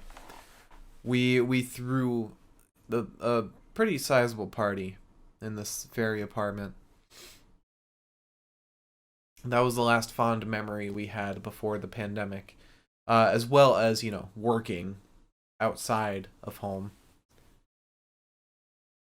What's the worst thing you've done to your hair? Oh my god. Oh my god. My hair. Okay. So, freshman year of high school, I completely buzzed my head and stuck with that the entirety of high school. And then freshman year of college, my girlfriend at the time, now ex, told me to style it how it is right now. A little different. She suggested, same length all around.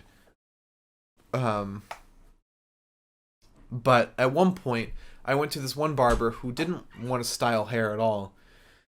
And I told him, okay, just cut it. I'll style it myself. But he decided to style it too, or try to, and stuck it up everywhere. Just the entirety of my head was just up in the air for my haircut.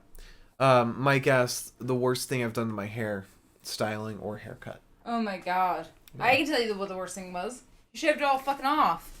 Yeah, I told him about that. We had just started dating too, and he came out of the fucking hairdressers, and I said, so I'm gonna date that. You did not help me by opening the door.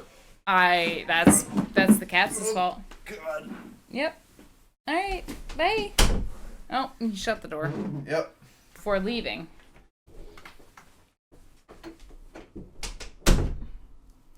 No, Mark tried to grow his hair out once, and by that I mean the pandemic hit and he couldn't get his hair cut. It's not good. It's not good.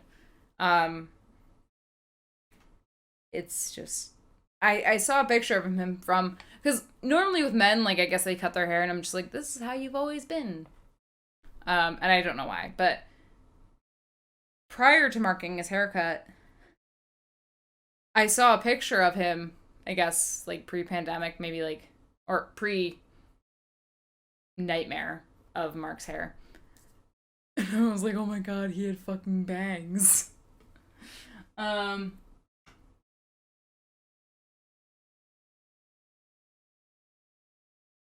be fair, wait, yeah, let's talk about Geminis. To be fair, Geminis this year, as far as wrestling goes, me, Mike, Drew, Seth, Bailey. We all came out on top, didn't we? I'm very happy. I'm a Gemini sun. And I've got a Cancer moon and a Leo rising, which means that my rising is ruled by the sun, because Leo is ruled by the sun. And, rising like a sun. Yeah. And Cancer is ruled by the moon, and Gemini is ruled by Mercury, which means I just talk too fucking much, which, as you do. Mike, you are a Mike who came out on top. That's what I meant. You're my Gemini Mike.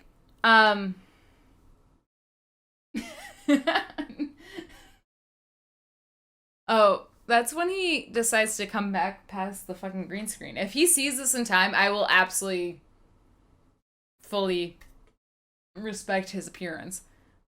And I know he's watching. So, L, if you want to. I mean, you might want to wait till Mark gets in, because it might be more difficult. But we would all love for Eldon to come on the show. I normally... Oh, no, you don't. Normally at parties, like, if I get drunk enough, I'll just find the first person I can, and I will make them do their fucking birth chart with me. I've done it multiple times, and it has always worked out. Has it not, Mark? What? Birth charts at parties. Ow. Did it to Alex, and I found that we're both Leo risings. Yep. Please don't knock this over. I'm trying my I best. feel like I'm gonna fucking, like, like in mini golf when there's, like, that capsized ship on the side of it? What? What? What are you talking about? Have you not been in that kind of mini golf place? I thought it was like every mini golf place. Only mini golf place I've been to is one of those Does it dragon not have a or capsized ship? castle themed. Oh, see, the mini golf place near my place, like near my home. Another beer, please. Oh. Why'd you pass me your jewel? I didn't know what you wanted. Don't look at me like that. Middle school goth. Dude, I had an Avenged Sevenfold phase in middle school. That was the worst. To be fair, Mark, you could have had like a fucking like a Day to Remember phase or some shit like that, or a Blink-182 phase, and you decided to have a fucking Avenged Sevenfold phase. It's because of the friends I was friends with in fucking middle You should school. not have been friends with them, dude. Unless it was Harry. No. And Harry, Keegan. Harry, I didn't know till high school. See, I don't understand that concept. The concept of not knowing somebody until high school is like beyond me, because I went to school with the same, ironically, 69 kids Uh-huh. from kindergarten to high school. We all graduated together too. All right, you just did I did the best pay-per-view. So we're on one of the biggest categories that we have right now. I thought we just did this one. No. Oh, okay. Hello! Oh, God. I'm here to announce the best overall performer of the WWE. The performer that did the absolute most. Oh, did you shut the door? No. You did? It's open. Oh, okay. Yeah. Sure. Yeah. It's open. Sure. So, for best overall performer, our nominees are Mr. Drew McIntyre, Bailey, Rhea Ripley. God, I just wanted to fucking rip my head off my shoulders. Seth Rollins. Oh, no. I spilled beer on myself. Oh, dear. What a category to make a mess during. Oh, those were all words, weren't they? You were. I don't know about that. Charlotte Flair. Adam Cole, Baby. Baby! I think I announced all the people. You're forgetting Cameron Grimes to the moon! He was not in this category at all, actually, shockingly. What? Yeah, no, I'm sorry, bud. You didn't nominate him. You were part of the nominee process, so you did not nominate him. You're not even showing me the nominees. I don't know what you're doing. Oh, no. Oh, no. And our winner for the Mike Romy, her best overall performer. What do the stats say, Marcus? The stats say that Drew McIntyre was our top performer of the year.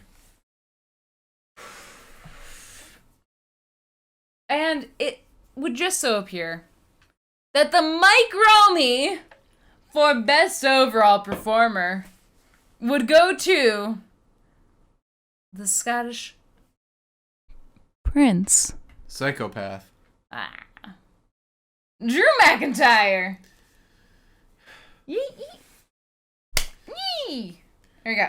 I mean, you guys can argue all you want, but Drew had probably the best feuds that we've had this year. And every match he was in gave us a hell of a performance. He really put out his heart in every match he was in, every feud he was in. Even if the feud was just okay or went on way too long, aka Randy Orton and Drew, he really gave it his all every single time.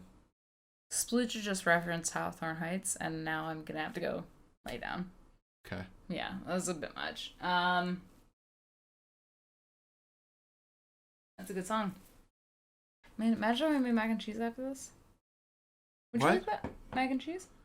After the podcast? Yeah, Okay, sure. I think that'd be good. All right. Great job. And now we move on to the top 20 You are peeking all over the place. of 2020. And yet you continue. Oh my god, it was going orange and red like a little peach ring over there. Good. Oh no. So the top 20 of 2020. Give me 1 second. Oh god, I forgot that we were doing this. All right. So.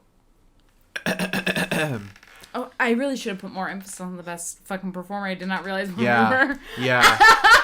You would think that the best overall performer was probably the biggest award that we had to give tonight. I'm so sorry, everyone. I still love Drew McIntyre. He'll never know. He'll never know. All right. Might grow, might. So the top 20 of 2020. You know, this year we should do like the top 21. You know, for 2021. Yeah, and you just do what you can count. Okay. We were 5 steps into the podcast and you couldn't count the first part. Okay. Fine. Okay. I'll do what I can. I'll do what I can. All right. So number 20. Current record is 22-8. He was promised a push, or rumored a push, and we never got one. From SmackDown, it is Mr. Aleister Black. Oh my God! Stop. Number 19. He's the former Intercontinental Champion. Current record 8-7. He was in the top 10 of this year, but no longer. His name is Sami Zayn. Oh, baby. Number 18. He is a member of The Brand under Pat McAfee. He was one of the biggest wrestlers in NXT UK, now a member of regular NXT. Current record is 11-2. I hope it's Marcel Bartel. His name is Pete Dunne. Oh, it's not Marcel Bartel. Number Baby. 17. One of the members of the Undisputed Era. Current record 10-5. Former NXT champion. Yeah, I know. Aleister Black got way more mentions here. Former NXT champion. His name is Adam Cole, baby. Ow, that hurt a lot. I punched my entire dresser right now. I heard that. Oh, sweet thing. Oh, that hurt so bad. You gonna come back from this? Yeah. Okay, I believe in you. I'm too drunk, I can't feel it. That's fair. That's fair. Me opening cookies out of a fucking oven like college years. Number 15, with a record of 8-1. Currently the NXT UK Women's Champion. Oh. Kaylee Ray. Still confused her for the other one. Number 14. Right, it's 14? Sure. I think. I'm probably wrong, but we'll see. Number 14, with a record of 12-4. Current NXT champion, Mr. Finn Balor. Wow, he's that low in it? Yeah, he is. Wow, okay. I mean, he did have his jaw broken for like 2 months. Yeah. My wrist You is, good? my knuckle's broken. Yeah, that's fair. I've done that before. Number 13, and I'm kind of ashamed to say this, but just know that this is just stats and nothing else. This is no favoritism in any way. I didn't want this to happen. Oh dear. This is just how he was booked, which is kind of a words. shame. No, which is kind of a shame in general. With a record of 9-2, he is, I think, the NXT something champion. I think cruiserweight or something. He's some champion in NXT UK. Jordan Devlin. Oh. Yeah, I know. You could have said 5 question marks and I would have been okay with it. Nobody would have known who it was. That's fine. That's fine. We don't need to know who it is. No, Splucha, we're not doing match of the year because that's a lot to look back on. Because our favorite matches are not like big ones. They're not like the Boneyard match. They're not like the Money in the Bank match. I can tell you it qualified for my match of the year. They're like Tommaso Ciampa versus Timothy Thatcher at War Games. Those kinds of matches. Roman and Jay. We can pontificate on it for a while. We'll come back to it at a different podcast. No, a squash match Also won't fair. get the reward. Alright, so number 12. Another one I'm kind of ashamed with. With a record of 23-12. Currently on Raw. A past contender for the Intercontinental Championship. Riddle. Ah! Get rid of him. And then at number 11, with a record of 30-15, with the most matches of 2020, and the current Raw Women's Champion and half of the WWE Women's Tag Team Champions. Number 12 is Asuka. Okay. And number 11, the only member of 205 Live on this list. His record is 14-4. And he is the current cruiserweight champion, Santos Escobar. I know I spit a lot right there. You did. What was that? R-Truth goated? What does that say? Goated? Yes. R-Truth is in the bottom 20. Now, the top 10. Number 10. Her record is 16-5. She is one half of the Women's Tag Team Championship, and her name is something to behold. It is a legacy in and of itself. It is Miss Charlotte Flair. Oh, baby. Number 9. Her record is 21-15, and she is the current SmackDown Women's Champion. It is, of course, the boss. The blueprint. Sasha Banks. Yeah, Garza's the 24/7 champion. He won it on TikTok. Yeah. Yeah, it's bad. Yeah. Not good. Not good. Number 8. The only member of NXT in the top 10. Her record is 13-7, and she is the current NXT Women's Champion. Okay, I hope it's my wave. She is the Genius of the Sky. It's not my wave.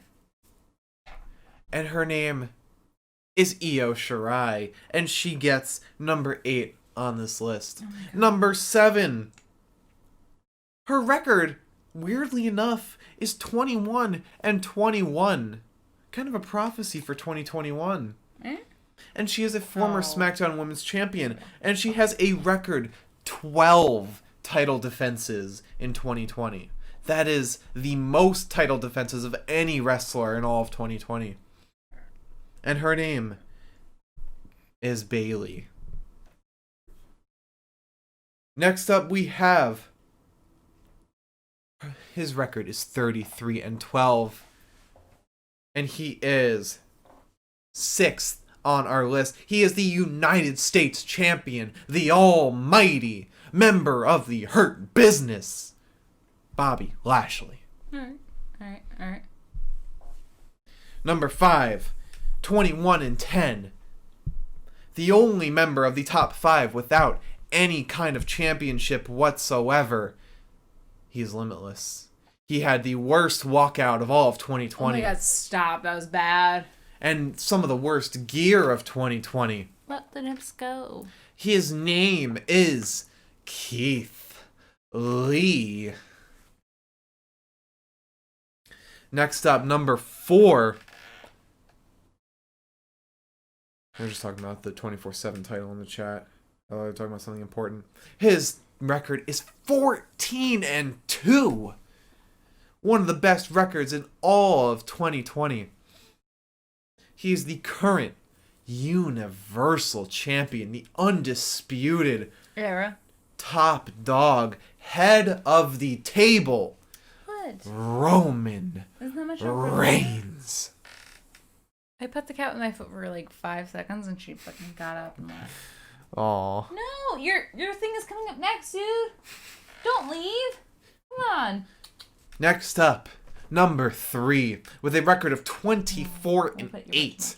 He is one half of the SmackDown Tag Team Champions. And he has one of the best damn frog splashes in all of WWE, and his name is... Pepita Savage? Pepita Savage. Montez Ford. Come here. Oh, Bobby, you're going so far. I need you for the next fucking category. Now, number 2, with a record of 25-6. 9 title defenses. 2 picks for Fighter of the Night, 3 picks for Match of the Night, 5 pay-per-view wins, 1 pay-per-view loss. And he is the other half of the SmackDown SmackDown Tag Teams champions.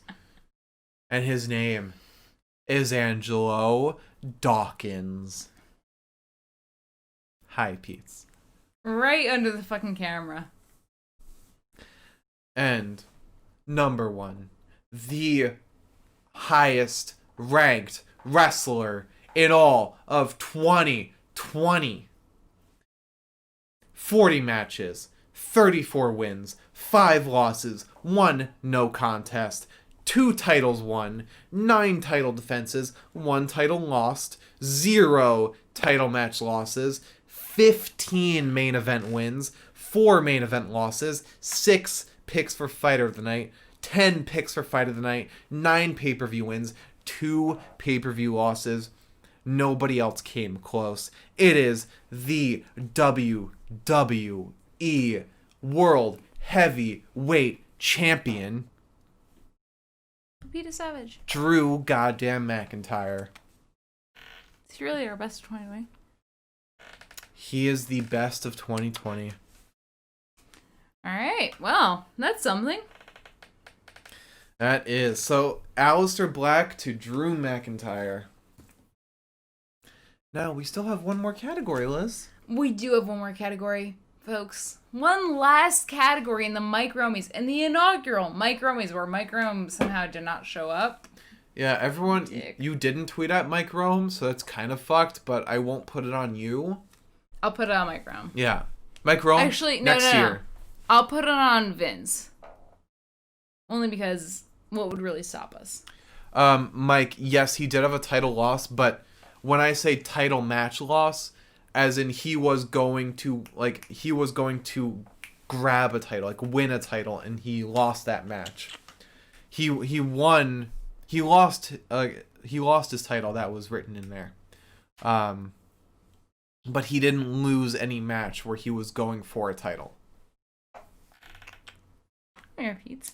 Cesaro and Shinsuke. Shinsuke is actually like bottom tier because unfortunately all of his matches that he won were important matches, but he lost so many. He lost 26 matches this year. Cesaro is actually ranked like I think A tier as opposed to S tier. Cesaro used to be top 10, but he fell down once he lost the SmackDown Tag Team Championship. All right, Liz. What is our last category? Our last category, aside from best podcast moments, is best brand of the year. Unfortunately, our ambassador for one of the brands is gone, but that's fine. Our best brands obviously span from Raw, SmackDown, and NXT. And we had to choose the best brand. The brand that impressed us the most this year. Yep. And the Mike Romy for best brand of 2020 goes to... Fake drum roll. The PCW, Pita Championship Wrestling. No. Woo! No. Pete, No. come here, you won. No. That Oh, wasn't the a cat nominee. will come. That wasn't a nominee. She was, and she won. No, that was not. Pita Championship Wrestling. The only rule is that Pita wins. No. Come here, Pete. That was not a nominee. Oh, Who was the gone. real winner? Who was the real winner? PCW. No. The PCW No. wins. Who was the real winner of the best brand of 2020? Pita. No. The real winner is No. Pita. Because she No. owns the brand. No. The PCW does not win best brand of 2020. No, the PCW does. I No. don't even know where the PCW is. Exactly. Unless she's here to accept the award, she does not win. Oh, nope, she's gone.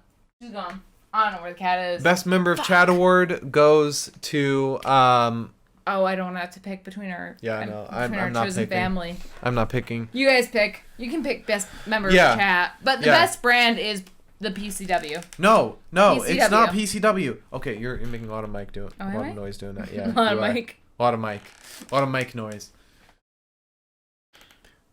Mask up, Karen wins. Mike. Yeah. No. All right, Liz. Who actually won? The PCW. Liz. The PCW. Need I remind you who you wrote down? No, I think I wrote down the PCW. Yeah, if you can log into your phone there. I'd love for you to remember that I chose the PCW. No. I did! The winner is the PCW or... Drumroll. Drumroll. NXT. It's the only other fucking brand that didn't disappoint me constantly. Constantly. Did disappoint you at some points, but... I mean, the PCW always fucking managed to pin me when I wasn't expecting it the most. In fact, the cat fucking stomped on me with her claws out the other day while I was sleeping, and I woke up yelping like a fucking feral dog. What? It really hurt, dude. It really fucking hurt.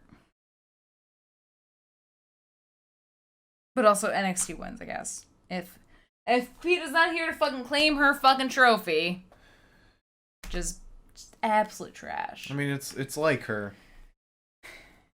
You know what? Y'all voted for the fucking cat. Y'all love the fucking cat, and now she's gone, and it's suddenly, oh, NXT. Right? I can't read any of that. I'm drunk. Milam, SmackDown may have had some of the best feuds of 2020, but it was not the best brand of 2020. It disappointed more than it impressed, because it didn't impress until, like, Roman came back. Up until then, it was kind of a shit show. NXT, I think, consistently impressed more than the rest. Raw was just kind of a bog to get through it. Like 3 hours, that is rough. Honestly, Splucha, once we have cable and we can get TNT, then maybe you'll see us jump ship. We can do Impact. Impact is on Twitch, I think. But is that on like a Monday, Wednesday, Friday? I have no clue. Exactly, that's the problem. I don't want to do any podcasts outside of Monday, Wednesday, Friday. That's already a lot. Yeah, we already do enough as it is. That's a lot. Prior to our internet exploding, we almost had the opportunity to do a Monday, Wednesday, Friday, Saturday, Sunday podcast schedule, which could have just fucking launched me into the goddams. I still haven't uploaded last Friday's podcast. All right. And so those... Oh, wait. We still have to talk about the best moments. Best moments! Of the Pinfall Best moments Podcast. of the Pinfall Podcast. So. I smell really bad right now. Mark and Elizabeth on Jericho's social media. Honestly, that still happens. That still happens. Oh, did you know Chris Jericho did another concert? He did another concert after the trouble he got into for the first one. I've left that man alone for the sake of the podcast, and then this is what happens. See, this is your fault. It's my fault. Yeah, you told me to leave him alone. Best moments of 2020 on the Pinfall Podcast. I think one of my favorite moments is when you explain the Holy Trinity to me in the terms of Avatar the movie. Also combined with Star Wars. Yeah, no, there was Star Wars in that. Mm-hmm. I still don't understand it. I watched Preacher and that helped me.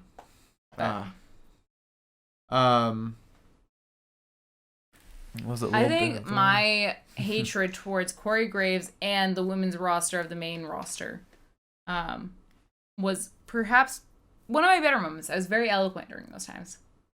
Mm-hmm. Milam said our convo about best finishers was one of our best moments.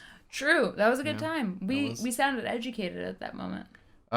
When I handily won SummerSlam. Okay, no. Yeah, that was one of my favorite moments. Definitely one of the best moments this podcast ever had. Fucking heard the cat sneeze, and I know she's coming here.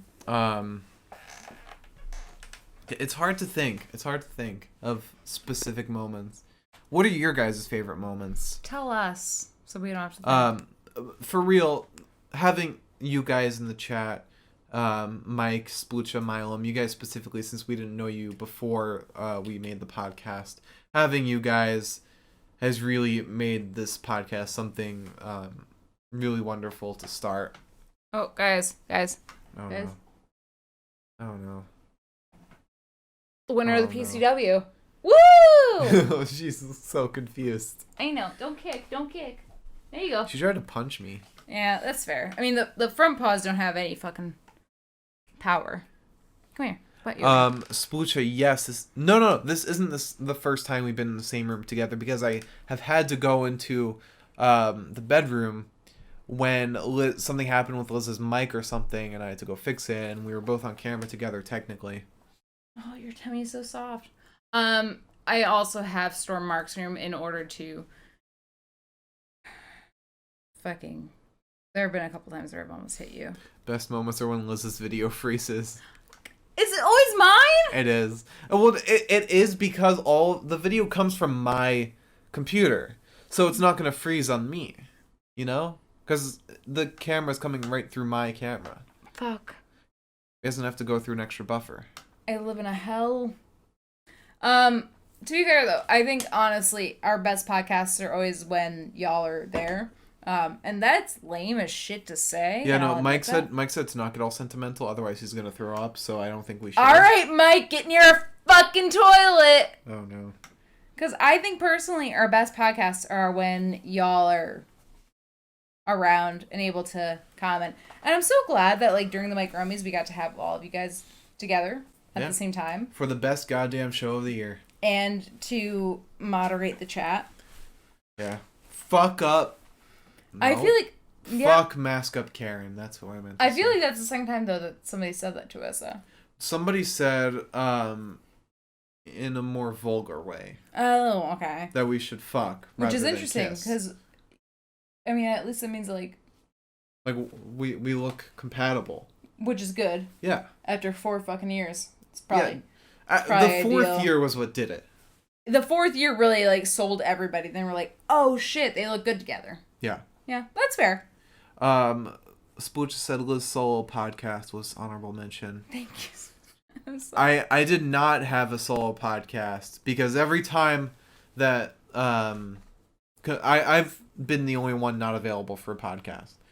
I could literally be like dying on a gurney and I'd probably still be like, yeah, let's do the podcast. Yeah. Mostly because I don't like letting people down. And Liz also works from home, whereas I have to travel for work. I also have a problem with, like, not turning off, so I will consistently do the podcast, even if, like, the apartment's on fire. I'll just be like, well, we've got to figure out a way to do it one way or the other. Yeah. It's probably a problem. But... Also, Eldon said Liz would have to be to the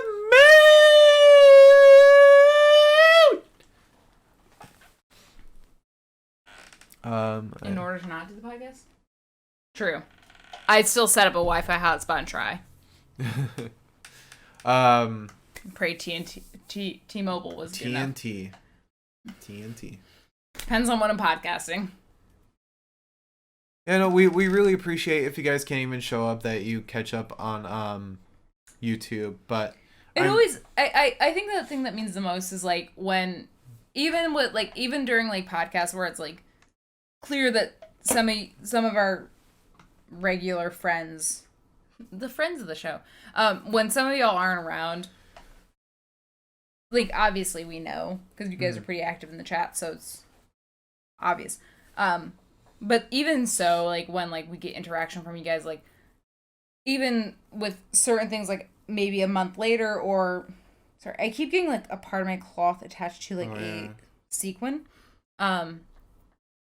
But even when you guys aren't, like, there for, like, the podcast, if it's, like, for a month or so, when you guys, like, message us or, like, you show up later on, afterwards, it's just like, aw, you remembered us.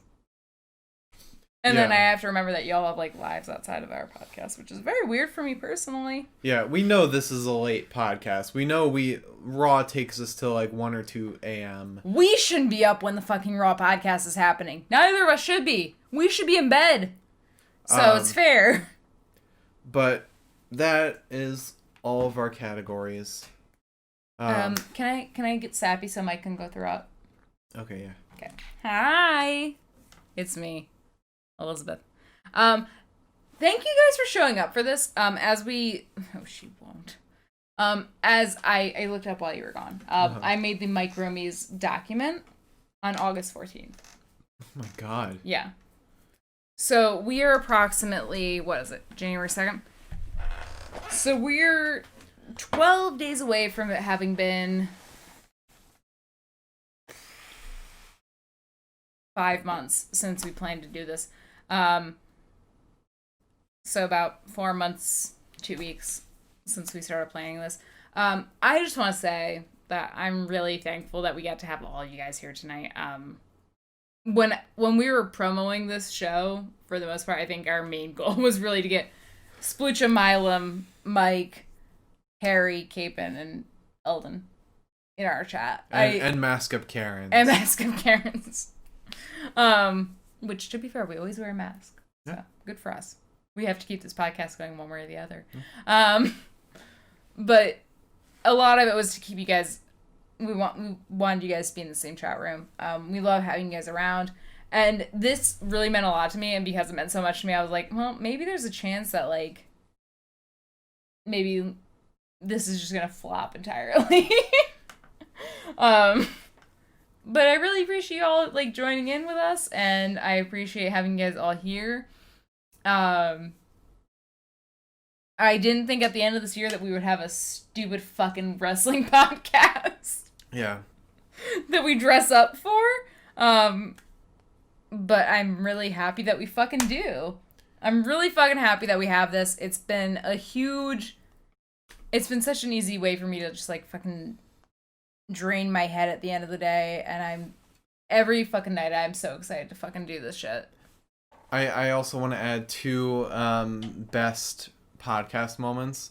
One Mike just mentioned, which was getting the Twitter handle. Oh, yeah. And another one is Grand Metalik liking our tweet from the episode where we talk shit about him. I'm sorry, Grand Metalik. It just wasn't a good night, and we have talked very nicely about you since then. True. We've been very nice about you. Also, one of my favorite podcast moments, actually, in retrospect, is the wonderful fucking Milam making very good use of our Christmas promo show. Yeah. Which probably should have been tonight, or last night, last night. It'll be a couple episodes from now, because it's been a week, as everyone knows. But, that made me feel so good. That made me feel really nice. But yeah, just to throw it back same way I did, I think, on Wednesday. When we started this, I don't think either of us really thought that, like, anything special would be, like, happening here. I kind of thought that would just be us fucking around for a couple months until we got, like, work again. Yeah. And we forgot about it. I thought, because I've tried podcasts before. Like, I had one, like, over 10 years ago with some friends I knew in Call of Duty. That lasted, like, 1 or 2 episodes. And then I tried, like, a traveling one with some friends, like, a few years ago, and that did not get off the ground at all. But this one has lasted almost 100 episodes, to the point where we've got an affiliate, and now we have at least 2 subscribers. I'm so sorry, guys. I don't know why you fucking did that, but it was very nice of you, and I drank 2 beers for you. Not that I was doing it for the subscriber count. But also, the more you guys subscribe, this actually is something serious, the more we can upgrade the show. We are considering doing a studio setup, something that involves both of us in one room rather than the current Discord call that we're doing. It's true. Which is kind of janky. But we are definitely looking into doing a studio setup, a more official podcast space. But also, in order to do this award show, I had to look at the older episodes, and it's so funny to see how far we've come from where we originally were in the first place. Mm-hmm. But I don't want to be, like, super corny, but I probably will be. I'm just so thankful for y'all. Like, this, dude, I'm fucking, like, sad every fucking day. My brain does not work. Mm-hmm. The old serotonin molecules, or whatever they're fucking called, they don't fire anymore. Thank They just don't. They retired like 2 years ago. But at least every other day, I'm like, well, this will be a fun day, maybe.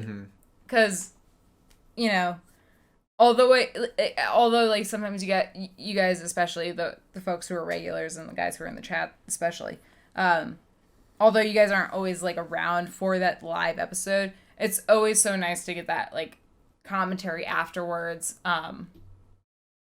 It means just as much to us as it does in like a live chat. So it's so nice, and we're really hoping to be able to fucking just continue this ridiculous bullshit. We're sitting in front of a green screen with a photoshopped picture of Mike Rome on a Oscar. I forgot that was... Yeah, no, that's been there the whole time. Sweet boy. I think you just touched his balls. I touched his chin. I was his chin. His chin is up here. Up here? That's. But yeah, I'm really happy. I've really been enjoying this, and I genuinely did think that this would be something that we would like do for a couple of weeks and then just fucking drop. And then like look back on in like a couple of years and be like, that was weird. Because it started as one of those just like pandemic things. I'm happy that we're here, and I'm happy that we've gotten to make so many friends through it. Because like my sister asked me, she's like, does anyone watch it? And I was like, yeah. I mean, we've got an affiliate, so clearly people watch it. I'm sorry. It hurt you more than me. Okay. I said that to her too. I was like, well, we're affiliate now. Because we make money. $3. I was like, I don't think my sister understands what affiliate means, but... But before we go on too long with the sappy shit, just know that in 2021, we plan on taking this podcast bigger and better. I mean, where do we plan on taking it? To the